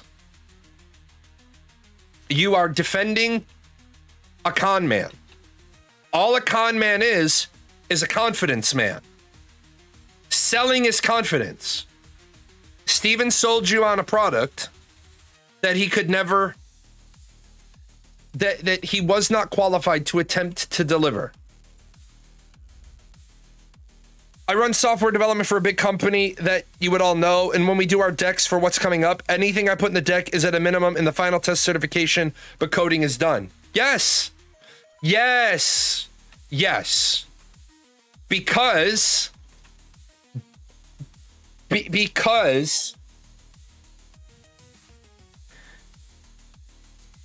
if the marketing department is allowed to include things that aren't at least 80 to 90% buttoned up, you don't know if you're ever going to be able to button it up. The Air Force, the United States Air Force, they stopped funding to 33 legacy programs and diverted all the funding to those legacy programs to their main new program. 10 years and $1 billion later, we had to shit can the new product. And then when we were sitting in a meeting, right? People, their jaws hit the ground when we pulled out all the paperwork and said, okay, in next fiscal year, we're going to need about $520 million for all these legacy systems. And they're like, well, we just canceled the replacement. Yeah. So why do these systems need this money? Because you stopped maintaining them. Like, I'm not joking. In the United States Air Force, there are literally Windows 95 computers that still are in service. They're off the network because they can't be on the network because they're Windows 95. There's big fucking notes on the computer that say, you don't plug anything into this machine. You don't plug a USB drive. I don't even think they have, you could, but you don't hook this up to the network. You don't run a patch. You don't do fuck all. You click on this button, you manually type in what you need, and you hit print because it prints you what you need. That's all the fuck you do. Because the guy that built the system is fucking dead, and we didn't maintain that system, and the fucking replacement failed. And without this, we can't do certain things. Yes, your military is running on Windows. Some functions of your military are running on Windows 95 computers or Windows 3.11 computers. And I'm not bullshitting you. Now, as time goes on, they take those functions, they build them into new systems. But that takes money. Remember, it takes money to maintain what you already have, and it takes money to build something new. Large portions of the financial industry is running on code that is over 60 years old. Right. Absolutely.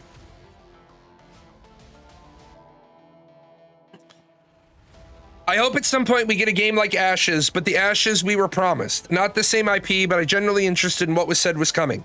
I like the blueprint, so having someone else create something similar would be great. Here's the problem with Ashes. And don't hate me because I've got fabulous hair. The problem with Ashes of Creation is that not a single fucking thing Steven Sharif told you was unique or new, but it was things that had never been put together in that combination before. But the reality is this. What Steven was attempting to do was technically possible, technologically possible, and feasible. But Steven didn't want to pay the piper. The piper Steven had to pay was time. I have systems in my head and on paper of how to do a game like Ashes of Creation, right? Without all the bullshit Steven was trying to introduce. The problem with it is, it's niche. Full loot drop game, niche. Any loot drop game, not as niche. It is very difficult for and forgive me, I'm not insulting my community. And if I insult you, stick around and talk because I'm not trying to be disrespectful. You can't build a mass appeal game when the masses operate at about the 6th grade level of intellectual intelligence. And I'm not trying to be mean and I'm not trying to be hurtful. But in America, we used to have the 1040 form. And then we had the 1040 easy form. The 1040 form wasn't that complicated to begin with. And we actually had a 1040 easy. Easy. It easy literally meant for EASY. Easy. They should have called it the 1040 form for dumb motherfuckers. I'm not trying to be mean, but that's what we had. In America, 54% of Americans read at or below the 6th grade level. Do you know why YouTube videos for video games are so powerful? Because the population can't read a fucking text guide. Because there's only a handful of creators that can write a properly conjugated text guide. We could have amazing video games if we forced the people to be fucking smarter. But pushing people outside of their comfort zone is painful. Remember, life begins at the edge of your comfort zone. Growth only happens at the inside of your comfort zone. Not trying to be a condescending prick. There's nothing wrong with reading young adult fiction. Young adult fiction is an entertaining story. Teen fiction is an entertaining story. Sometimes you just want to lay in bed and you want to read something low speed, low threat. You're not going to read every night you're laying in bed. You're not going to read Studs Terkel Hard Times. Sometimes you're going to read some fantasy smut. You're going to read some bullshit Sarah Moss shit. You're going to read some Naomi Novak, Harry Potter twist. But then sometimes you're going to read some intellectual stuff. The problem comes in if all you ever do is read the easy stuff, then you're not going to have growth. If you can already run 2 miles and every day you run 2 miles exactly and then stop, you're only going to make a little bit of an improvement on your 2 mile time. But once you hit a certain performance level, the only way to increase your endurance is to run more than the 2 miles. It's painful. It's growth. Darb, I would love the idea of making a game where Steven was on the right idea, but Steven's fucking problem is Steven thinks he's always the smartest person in the room.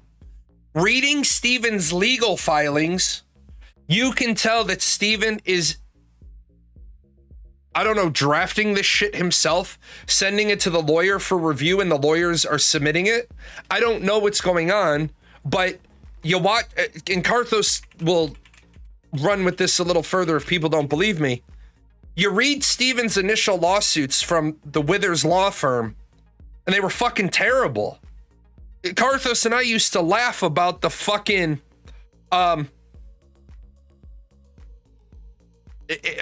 the quality. We were like, what the fuck, man? This is a Harvard educated lawyer submitting this shit. And then Steven stopped paying his lawyer.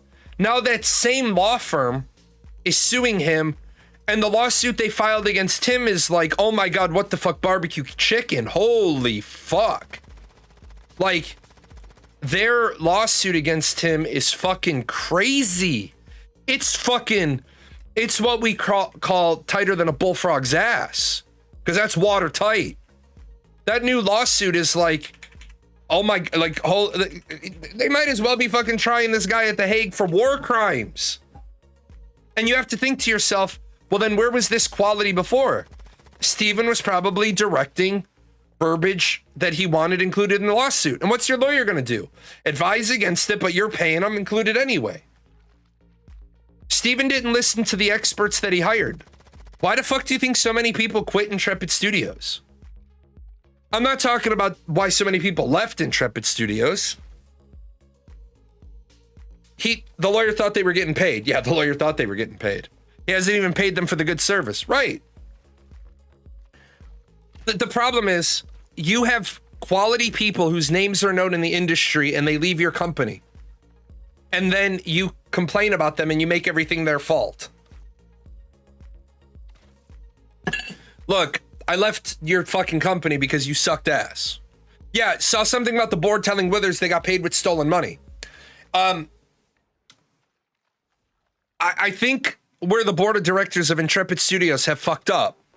And this is why they can hire me. I'm cheap. They can hire PGN Consulting Services and make me the CEO of Intrepid Studios, and I'll be the director of transitions, because the first thing I'm doing is flying out to San Diego, going to the San Diego Police Department, telling them my servers were stolen, giving them the names of the people that stole them, telling the San Diego Police Department that millions of dollars were stolen and embezzled and misappropriated, and would they please generate the report number so I can go over to the FBI and then talk to them. Because that's how I would do it, because fuck him, that's why. Steven didn't listen to the people that he hired. Let me reiterate something. I'm not a lawyer. I was a pre-law student. I chose to get a master's in education, and then 9/11 happened and I chose not to get my Juris Doctorate. I don't represent myself in court. I don't represent myself in legal proceedings. I get a lawyer. And you know what I do when I get a lawyer? I shut the fuck up and I sit on my hands. Only one time in the history of needing a lawyer have I not fired my lawyer, but brought on a different lawyer, because I wasn't happy with the route we were going. The rest of the time, shut the fuck up and sit on your hands and let your lawyer do what you paid your lawyer to do. Because that's what you paid your lawyer to do. You paid your lawyer to represent you in court. Now, pretty please, with sugar on top, let them do their job. Because that's what's going to work out best for everybody. Let them do their job. You have a hard time believing that somebody who went to law school and passed the bar would submit some of those documents unless they are brain dead.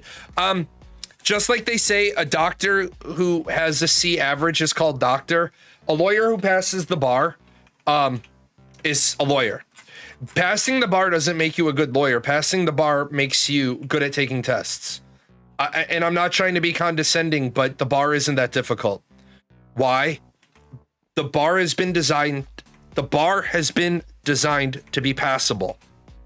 The bar is not designed to be impossible to pass. It's designed to be passable. It's designed to be passable after you take their study course. You just went to law school, and your law school recommends that you join them for their bar prep course that's like $6,000 and takes 6 months. I'm sorry, if I just paid you $120,000 to give me a degree in law, why the fuck do I need to give you another $6,000 in 6 months of my time to pass the bar? Don't you think passing the bar should be a core component of, you know, fucking law school? Shouldn't you be teaching me how to pass the bar through the whole thing? No, because you have different types of law. Yeah, being an anesthesiologist doesn't make you a good doctor. Being an anesthesiologist makes you a good anesthesiologist.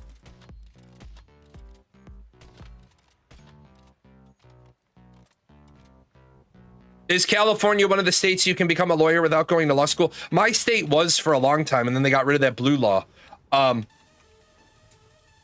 You read with a lawyer for 3 years, and then you get one attempt to take the bar. If you can take the bar without, if you can pass the bar without going to law school, it's called blue letter law. It was a completely legal method for many years. Now, I studied with an attorney for 3 years because I really wanted to be an attorney. I wanted to be a civil rights, you know, salt to the earth, righting the wrongs, later on run for politics. Then some terrorist assholes flew some planes into some buildings, and I decided to join the military instead. Yeah,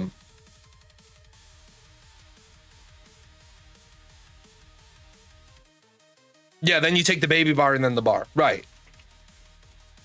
The problem with that is you have shitty attorneys that don't teach you anything, waste 4 to 5 years of your life, and then you find out that the attorney you studied under was a fucking dumbass. So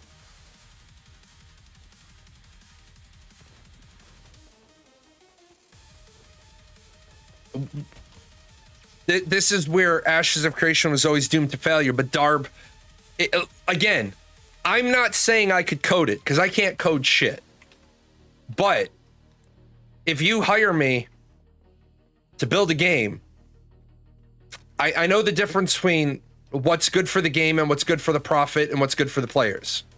Because those are 3 different things. The players oftentimes are the reason why we get shitty games, because the players don't want to accept that that the things they want are good for them, but not the game, not the health of the game. Like, for example, gamers are against dailies. They don't like dailies. I don't want to do dailies. Fuck dailies. Dailies are great for the health of the game.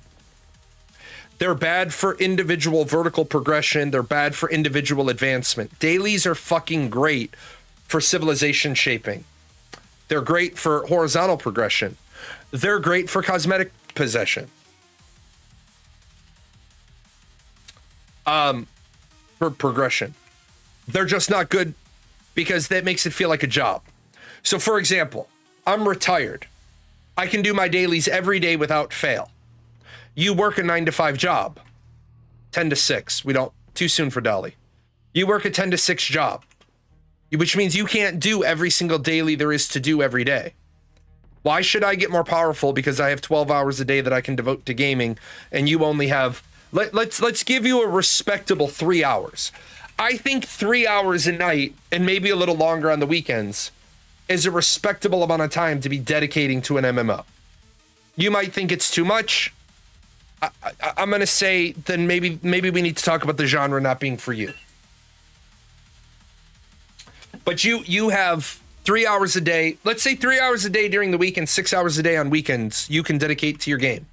So that's 15 and 12. That's 27. I think 27 hours a week to an MMO.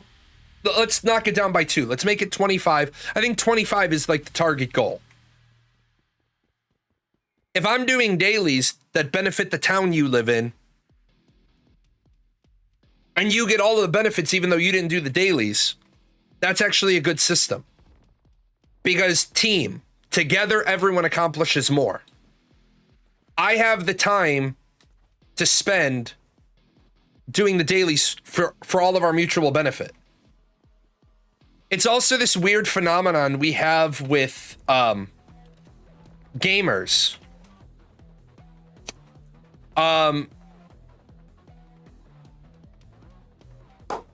You can play for 12 hours a day and be a casual.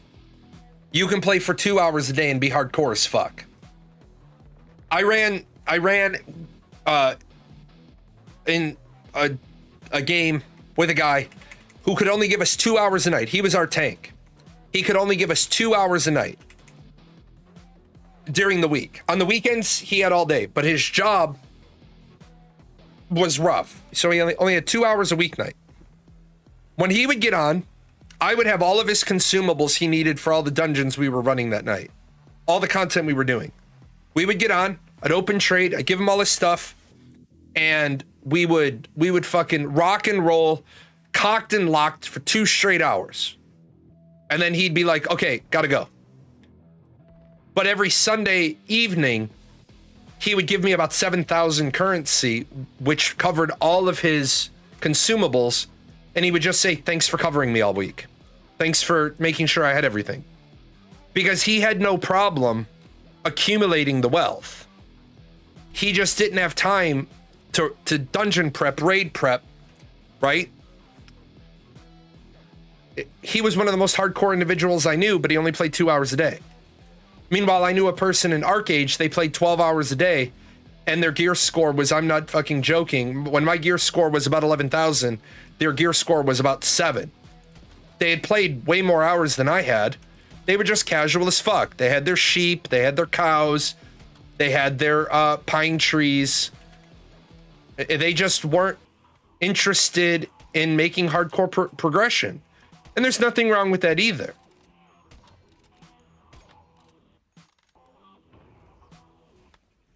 That we need to recognize it's not about giving every player 100% of what they want. It's about making every player's where's the compromise? What's the acceptable? Like Steven and his whole node idea. I tried lots of times to get Steven into conversations about what's going to happen to freeholds after a successful siege.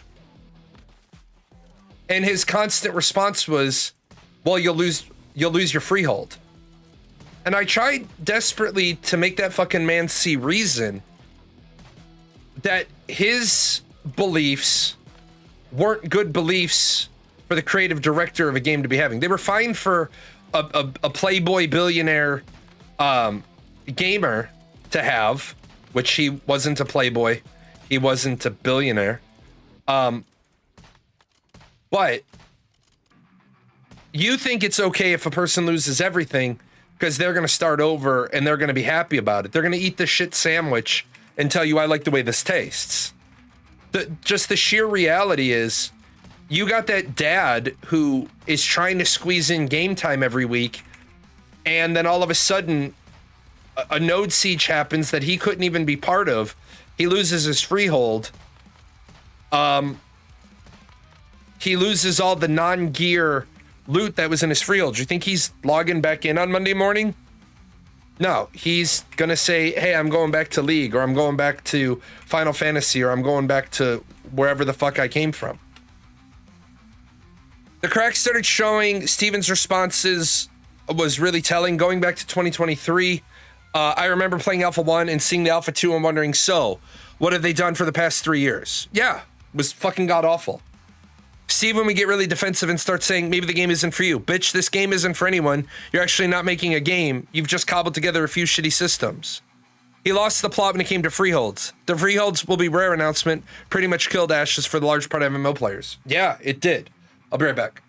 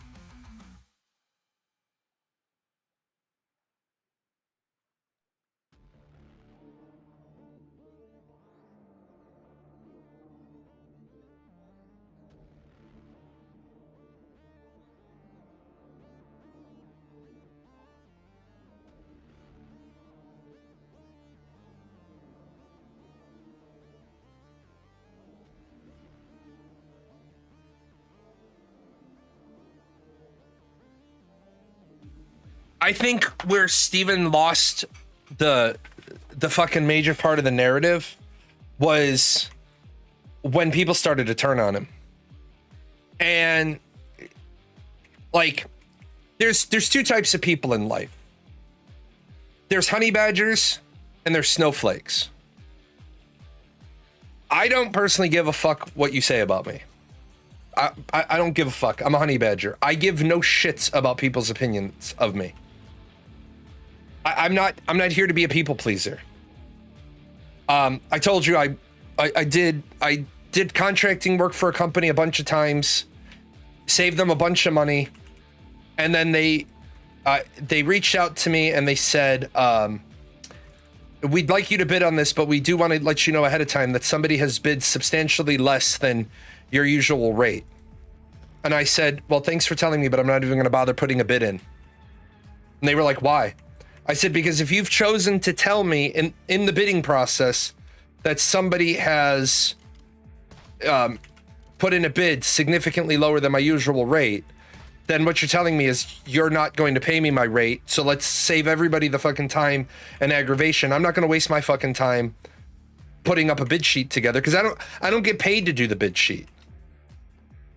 And so they were like, well, we really like you, but we can't pay your rate. And I said, we've already been over this once, so I'm not doing it with you again. My only two rates are $15,000 for the 6-week project or 10% of all money saved. Those are my only two bids. That's it. Those are my two bids. They said, well, unfortunately, then we're not going to be able to pay you. We're going to go with the other guy. They went with the other guy.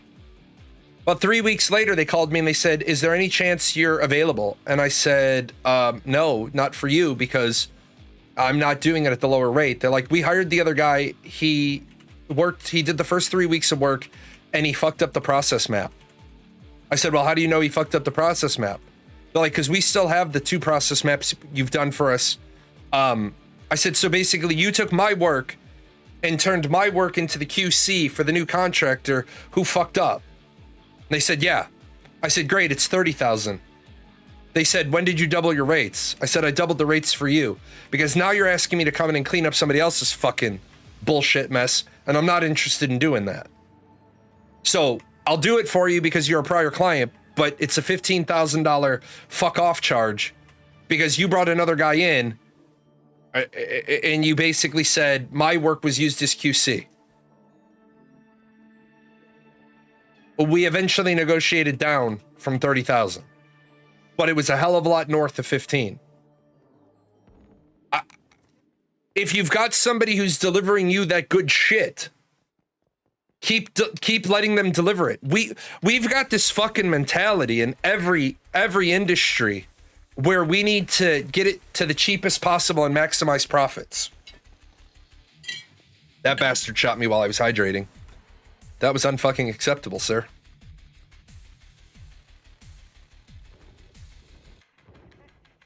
Now you're dead. Now I'm gonna go around and kill all of your buddies too, just because I'm a petty fuck. You hate that? I get that all the time, and then they call me to fix all the problems low pay gets them. Loyalty means nothing anymore. Yeah. Loyalty means nothing. But that's also because the consumer no longer maintains minimum standards for themselves. Like, I told you guys I used to go to the stir fry place. Really love the stir fry place because I love stir fry. And they weren't making any money. And it sucked for them because they had spent a lot of money building their establishment, and then a similar establishment opened in a better location. Now this place has turned into something else, and they're still not making money. They're still not making money.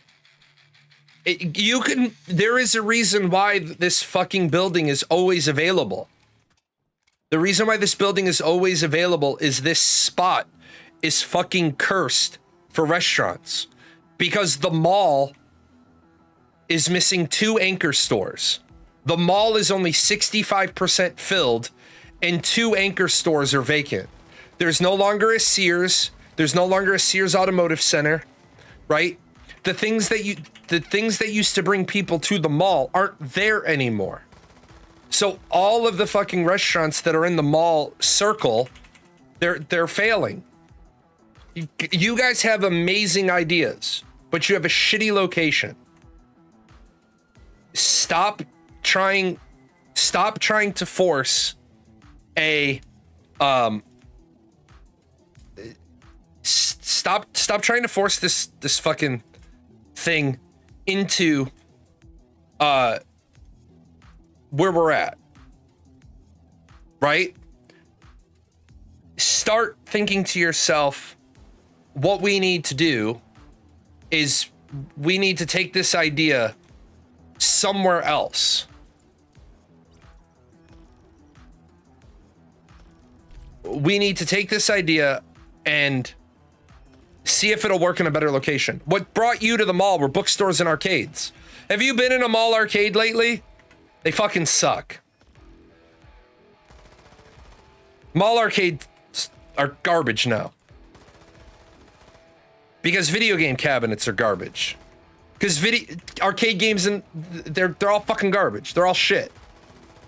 Because we had a generation of kids that acted like fucking assholes in the fucking arcades, and arcade managers don't want to deal with that.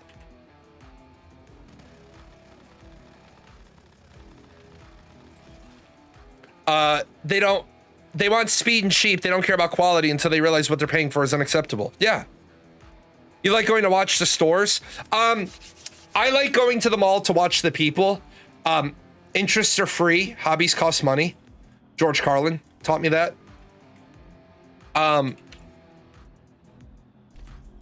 I like watching people. I like people watching. People watching is fun. People watching is a hobby of mine at like the airport when I'm waiting for my flight. I like to watch people freak the fuck out. I love nothing more, and I know this makes me sound like I'm miserable, but I'm not. I laugh at the irony of it.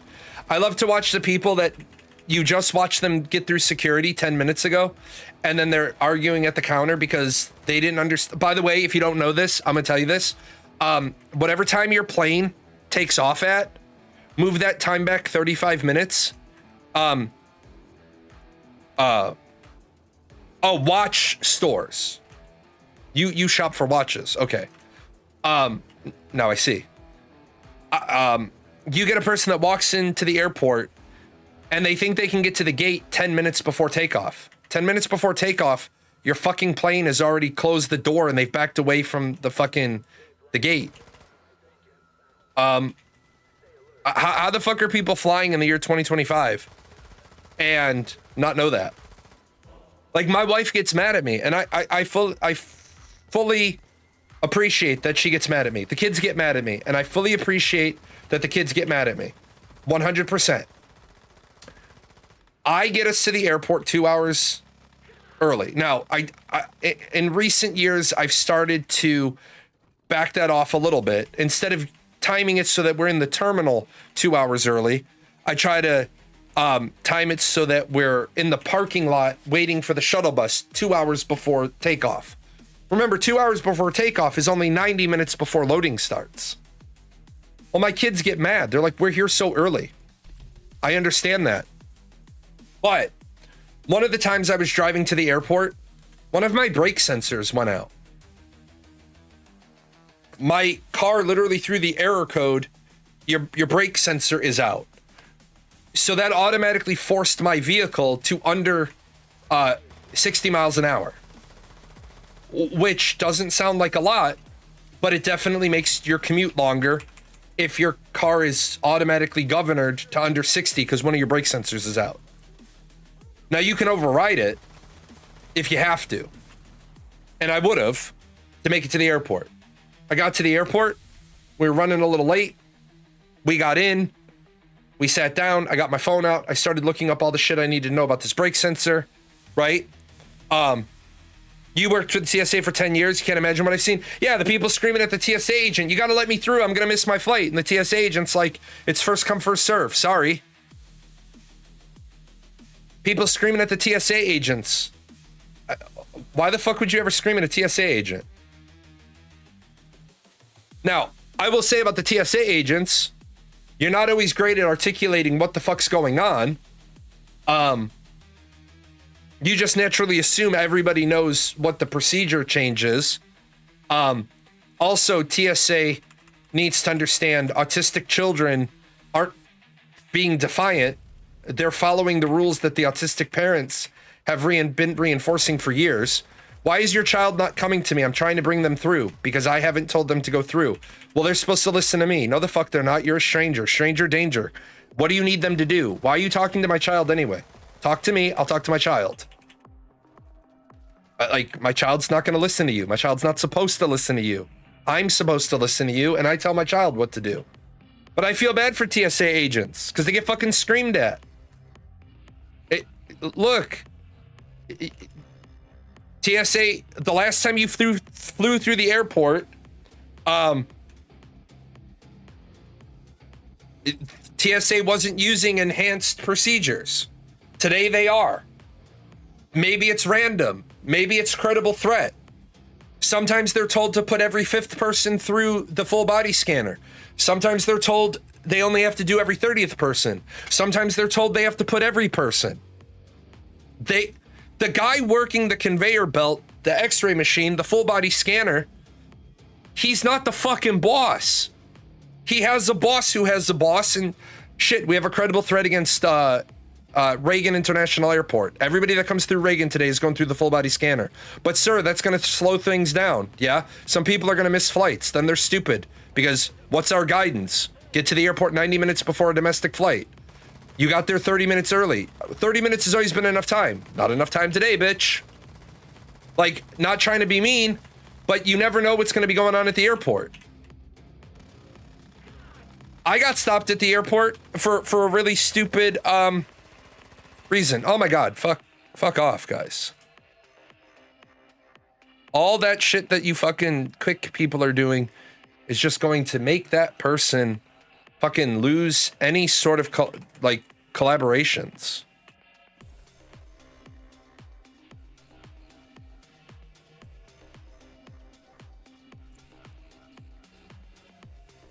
As someone that works security, I get it. I don't give security any trouble. I don't give security any trouble either. Because it's not fucking worth it.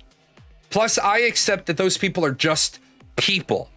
They're just human beings doing their job. They just want to collect a paycheck. They don't want your bullshit. They don't want your sass. Damn, dude, I've run this. I haven't gotten one upgrade. What's even worse is I haven't gotten one upgrade. Well, that was highlighted. I don't know why I didn't go up in points for that one. I left because they're regressing procedures, i.e. shoes coming off. I'm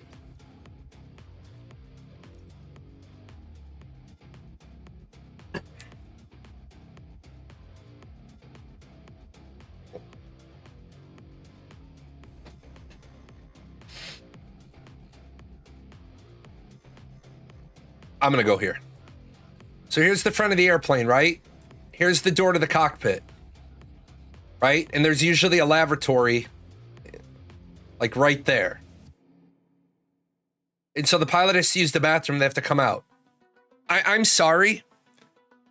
I'm sorry, but if this is the cockpit, right? And this is the first row of passengers. Ignore my fucking plane. But there should be a door there as well. Like in that, right in front of the first row, there should be a lockable door. The pilot's got to come out of the bathroom. Remember, I'm hearing impaired. So the seatbelt light is on. You're not supposed to leave the cockpit unless you have to use the bathroom. I mean, if you gotta go pee, you gotta go pee. I was on a flight a couple of times ago. The sign is up that I can get up and be moving around moving around the plane.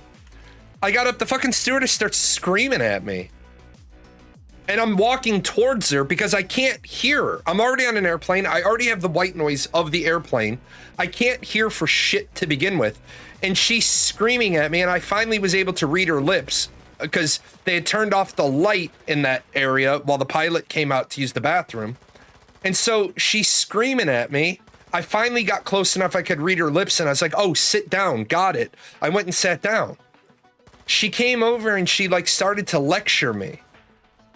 And she's like, you're not supposed to get up when that door opens. I said, ma'am, I can't hear you.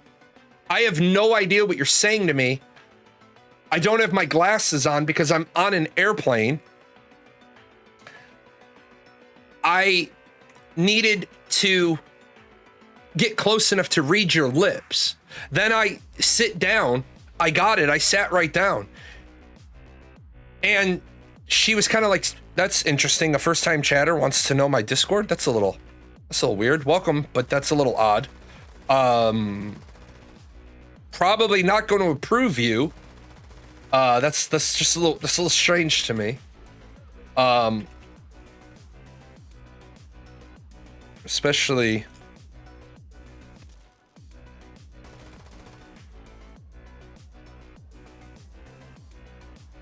Yeah, it's just a little weird behavior. Somebody comes in and just asks for the Discord right away, not even a hello. A little weird, but okay. But the stewardess is like flipping the fuck out. And I'm like trying to talk to her. I'm like, ma'am, I am like the least dangerous person on this aircraft. Like, I still have a security clearance. Like, I'm not here to fucking cause problems. I'm here to walk up to the front and go to the bathroom. When you're a trucker and you have to use the bathroom, they tell you to suck it up. You got shipments to do. You have to figure it out yourself. No, they don't. I don't know which trucker company you worked for, but most truckers, number one, pee in a bottle when they're stuck in traffic. Number two, they can pull off at a rest stop. Or number three, they time their bathroom usage to when they have to fill up on gas, when they have to get fuel. Like, I'm sure there's probably a trucking company out there somewhere. Like, I know Amazon gets on their ass if they're not done with their route by a certain time. And again, many of the reasons I don't like UPS, FedEx, a lot of those guys run into a problem because I don't know if it's still the case. UPS isn't allowed to use the bathroom of an establishment they're delivering to. I think that's bullshit. Like, you come in, it's a hot day, you've been drinking water, you got to bust a piss. Yeah, you can use our bathroom. All right, all you dumb fucks promoting the streamer, all you're doing is making that streamer very, very hated. Got a jet. Have a good day. You too. Let me see here. How are you? Haven't played since 2024 and have no clue why it stopped. Maybe it wasn't more developed. Looked like a totally different game. Seems like it is everything you can ask for. First person, then easy third person. Yeah, if you're a first person player, all it is Alt C. You go right into Alt C, you go right into first and third. That is probably one of the best things I've seen a game do.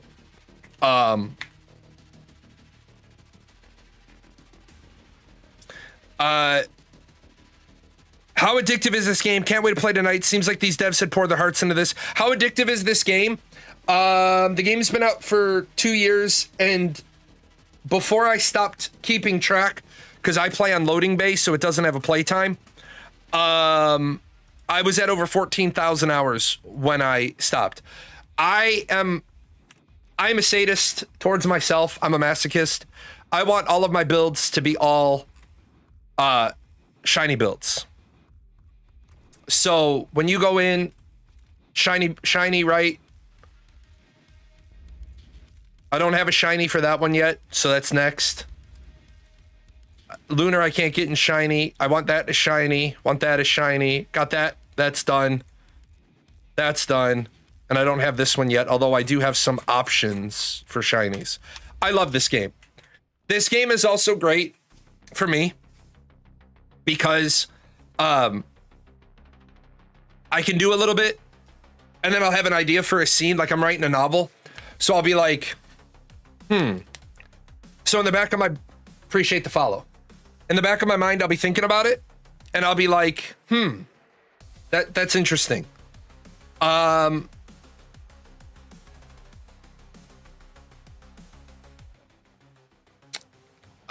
then I'll be like, oh, okay, I ran a dungeon. It lets me help some people that I know. They'll be like, hey, can I get a hand with this? Yeah, get a hand with that. It also, what I know this is going to sound weird, but the biggest selling point for me with this game is actually the territory building. Now that I know we're staying on this server for a while and we got ourselves resituated, I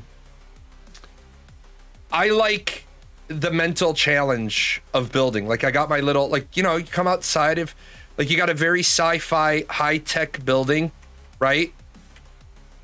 And then you come outside of it and you're in a post-apocalyptic world. So while you have a newsstand, I don't have any fucking clue. But you just get to develop, like, you think about it. I wish they would give us some more like apocalyptic skins.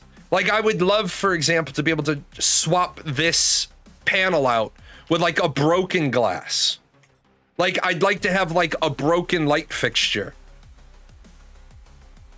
But since we can't have that, like, you know, build a little street cafe, just stuff to do. Now I will be honest, if I was playing an MMO, I'd be grinding the shit out of it. If I was playing, at the end of September, I will do a light playthrough of the new CK3 content. A light playthrough just to familiarize with myself with it. And then when I get back from Halloween Horror Nights, I'll just tell Rail, yeah, I'm starting my long playthrough. And then that'll be it. He'll ping, like I ping him right now. Anytime you're ready, we can do dailies or do weeklies. When I'm playing CK3, he'll be like, hey, bitch, get the fucking game. We gotta knock out some, our weekly silos. I like a game, Crusader Kings 3. Crusader Kings 3 is probably my second all-time favorite game. My absolute favorite game is Final Fantasy Tactics. I love Final Fantasy Tactics.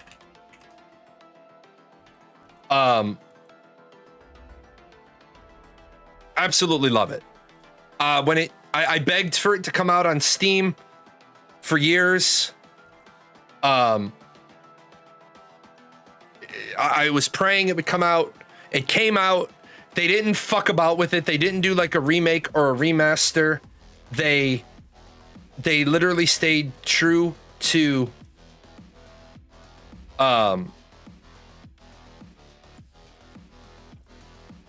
they stayed true to their vision.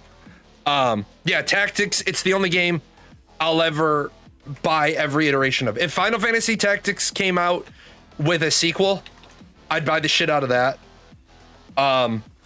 No doubt. Immediately.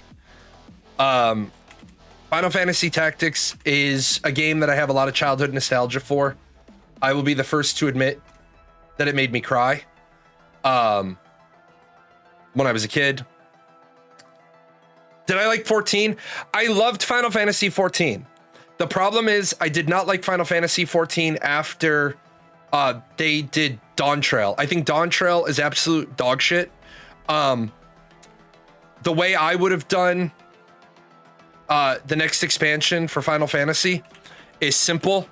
What I would have done was had us go to a new world, and then instead of increasing the level cap on the pre-existing content or having to redo the pre-existing content, here's what I would have done. When you go to this new world, you have a new tutorial and you're level 1, and your character, and you go and maybe you bring one of the Scions of the Seventh Dawn with you, or maybe you meet a whole new character. whatever. I think maybe you could have even cheesed it a little bit and brought Louis Swa back. And Louis Swa didn't die when Behemoth fucking shot him with the flame bolt. He actually got transported to this new world. And then he explains your soul crystals from the 7th don't work here. So new tank class, new healer class, new support class, one new magic class, one new melee class, and start all new classes. You could have borrowed some classes from Final Fantasy XI. You could have borrowed some classes from other Final Fantasy games. I think ultimately what the problem is at some point, you've seen it all, you've done it all, and you can beat it all. And if you don't give the players a challenge, they're going to get bored. But maybe you can't give them a challenge because you've already like Final Fantasy 14 already has every combination of fight and mechanic that exists. So all you're doing at this point is you're tightening the tolerance to an absurd level. And I think WoW has the same problem. I think, yeah, it would be great if we could do XYZ, but I think where the reality is Blizzard needs to decide we're ending WoW. And then they can do World of Sanctuary with all the things they've learned over the last 20 plus years, that when they make World of Sanctuary, they can do things that improve the game by making sure they don't let the game run away from them. And everybody that's ever been a storyteller in a tabletop game, you know when the game runs away from you. The game runs away from you when you're starting to have to make every one of your NPCs a demigod. And in the game that I play, I storytell for primarily with Rifts, they literally have a book called Pantheons of the Megaverse. It is the creation of making gods. When your characters have gotten so powerful that they can, and I'm not joking, challenge the Greek pantheon. Like, you have 6 players that are so fucking powerful, they're throwing down with Zeus and Ares and Hades and Poseidon, and they're literally not getting their ass kicked. One god should wipe out a PC party. But you've allowed your players to accumulate so much stuff. Like, you hit a god for like 4% of his total hit points. When that happened in the campaign I was storytelling, Zeus fucking bailed. 2 players went, then Zeus went. The first 2, because I make my players, we go lowest initiative to highest initiative, declare their actions, highest initiative to lowest initiative, resolve their actions. Zeus got hit by 2 people, and Zeus was like, peace. I'm just gonna greater teleport. Why? Because Zeus just lost 4% of his hit points. You're 6 mortals. And you just hit the fucking guy for 4% of his hit points. He's like, no. I'm done. I'm out. The D&D campaign I'm going through right now, we are over leveled for the campaign because the GM keeps throwing more monsters at us because we have too good of a comp. Yeah, so what the DM should be doing is the DM shouldn't be throwing more monsters at you. The DM should be throwing less monsters, higher threat. And if you're over leveled for the content, then your DM should stop trying to kill you on this campaign, should let you walk through the rest of it and then should go home and actually write a campaign. The DM should be like, well, I let this get away from me, so I'm gonna fix that. DLCs don't really increase the difficulty. They kind of just add more bullshit. They make it so hard for new players can't get in. Right. So for example, my chief complaint about World of Warcraft. I started as a Forsaken.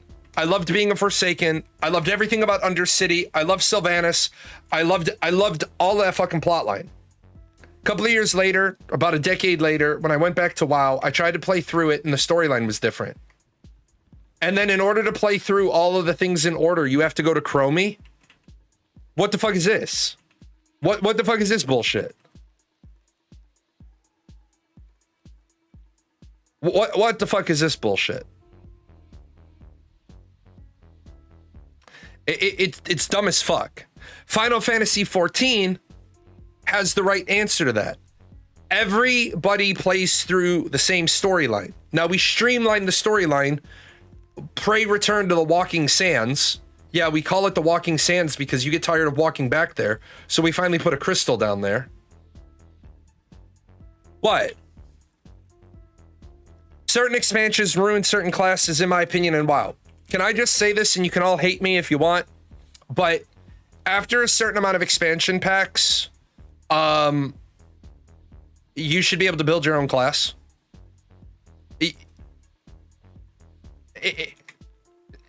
Your own family of casters. Like, for example, you let me build an MMO. There would be 3 types of casters. The 3 types of casters would be what I call the demonic pact casters, but this is anything where a person gets their power from an external source. Doesn't have to be demonic. So no, not curse, heal, elemental. No. The 3 main headings are, how do you get your powers? One way you get your powers is through a pact. You're either a priest of a god, you're a demonic pact, you're a witch, you're a witchling, you're a servant of a demonic, you're a servant to a vampire intelligence. You get your powers through a pact with an outside source. That's one column. You have a very large library of shit that you can learn, but every time you want to learn something, there is a price to pay. You have to do a quest, you have to go on an adventure, you have to clear a raid, you have to clear a dungeon. And the best part is, what we're going to do is these are going to be random. So 2 witches go in to talk to their deity that gives them their powers, and they're both trying to get Crippling Bolt. Well, depending on which deity or what entity you've pledged yourself to, what it needs you to do might be different. So you both are trying to get Crippling Bolt, and one of you has to go clear a raid, and one of you has to go win a siege. Your deity wants you to go siege a location and get his Tome of Spells, his grimoire, out of the vault. And you're like, but that's not fair. Yes, it is, because I'm tailoring the experience to you. Well, I didn't have a choice. You should have fucking read the deity's description, because it was there. What that deity was going to expect of you was going to be in that. So that's one category. Second category is innate mages. What do I mean by innate mages? You have a smaller... The fuck was that? You have a smaller amount of spells that you will ever have, but you don't ever have to go through any of the ass pain to get your spells. You go from level 1 to level 2, right? The menu pops up, you pick some spells, the menu closes, that's it. You can't learn new spells, you can't quest for new spells. You have no ass pain to get your spells, but every time you level, new spells open up. And then the third is students of magic. Your guild can have a library. You can learn from them. You can learn from other people. You can go on quests. You can find scrolls. You can find tomes. You can find grimoires. You have no limits. So you have the one path that's always going to get magic, but they have less of it, but they don't go through any ass pain. One path that goes through a lot of ass pain, has a medium amount of spells, and one that relies on the other groups of people to populate the world with spell books. I think that's a fuck ton better than every black mage in Final Fantasy XIV having the same rotation. I think that's hell of a lot better than every mage looking exactly the same. So, from there, you can have curses, heals, elemental magic, physical magic,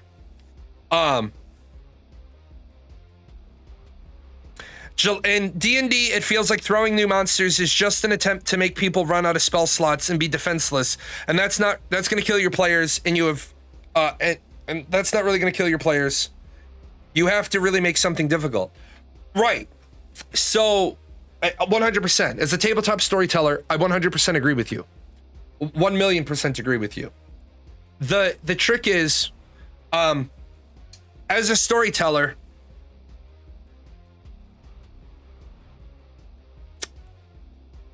how can I say this?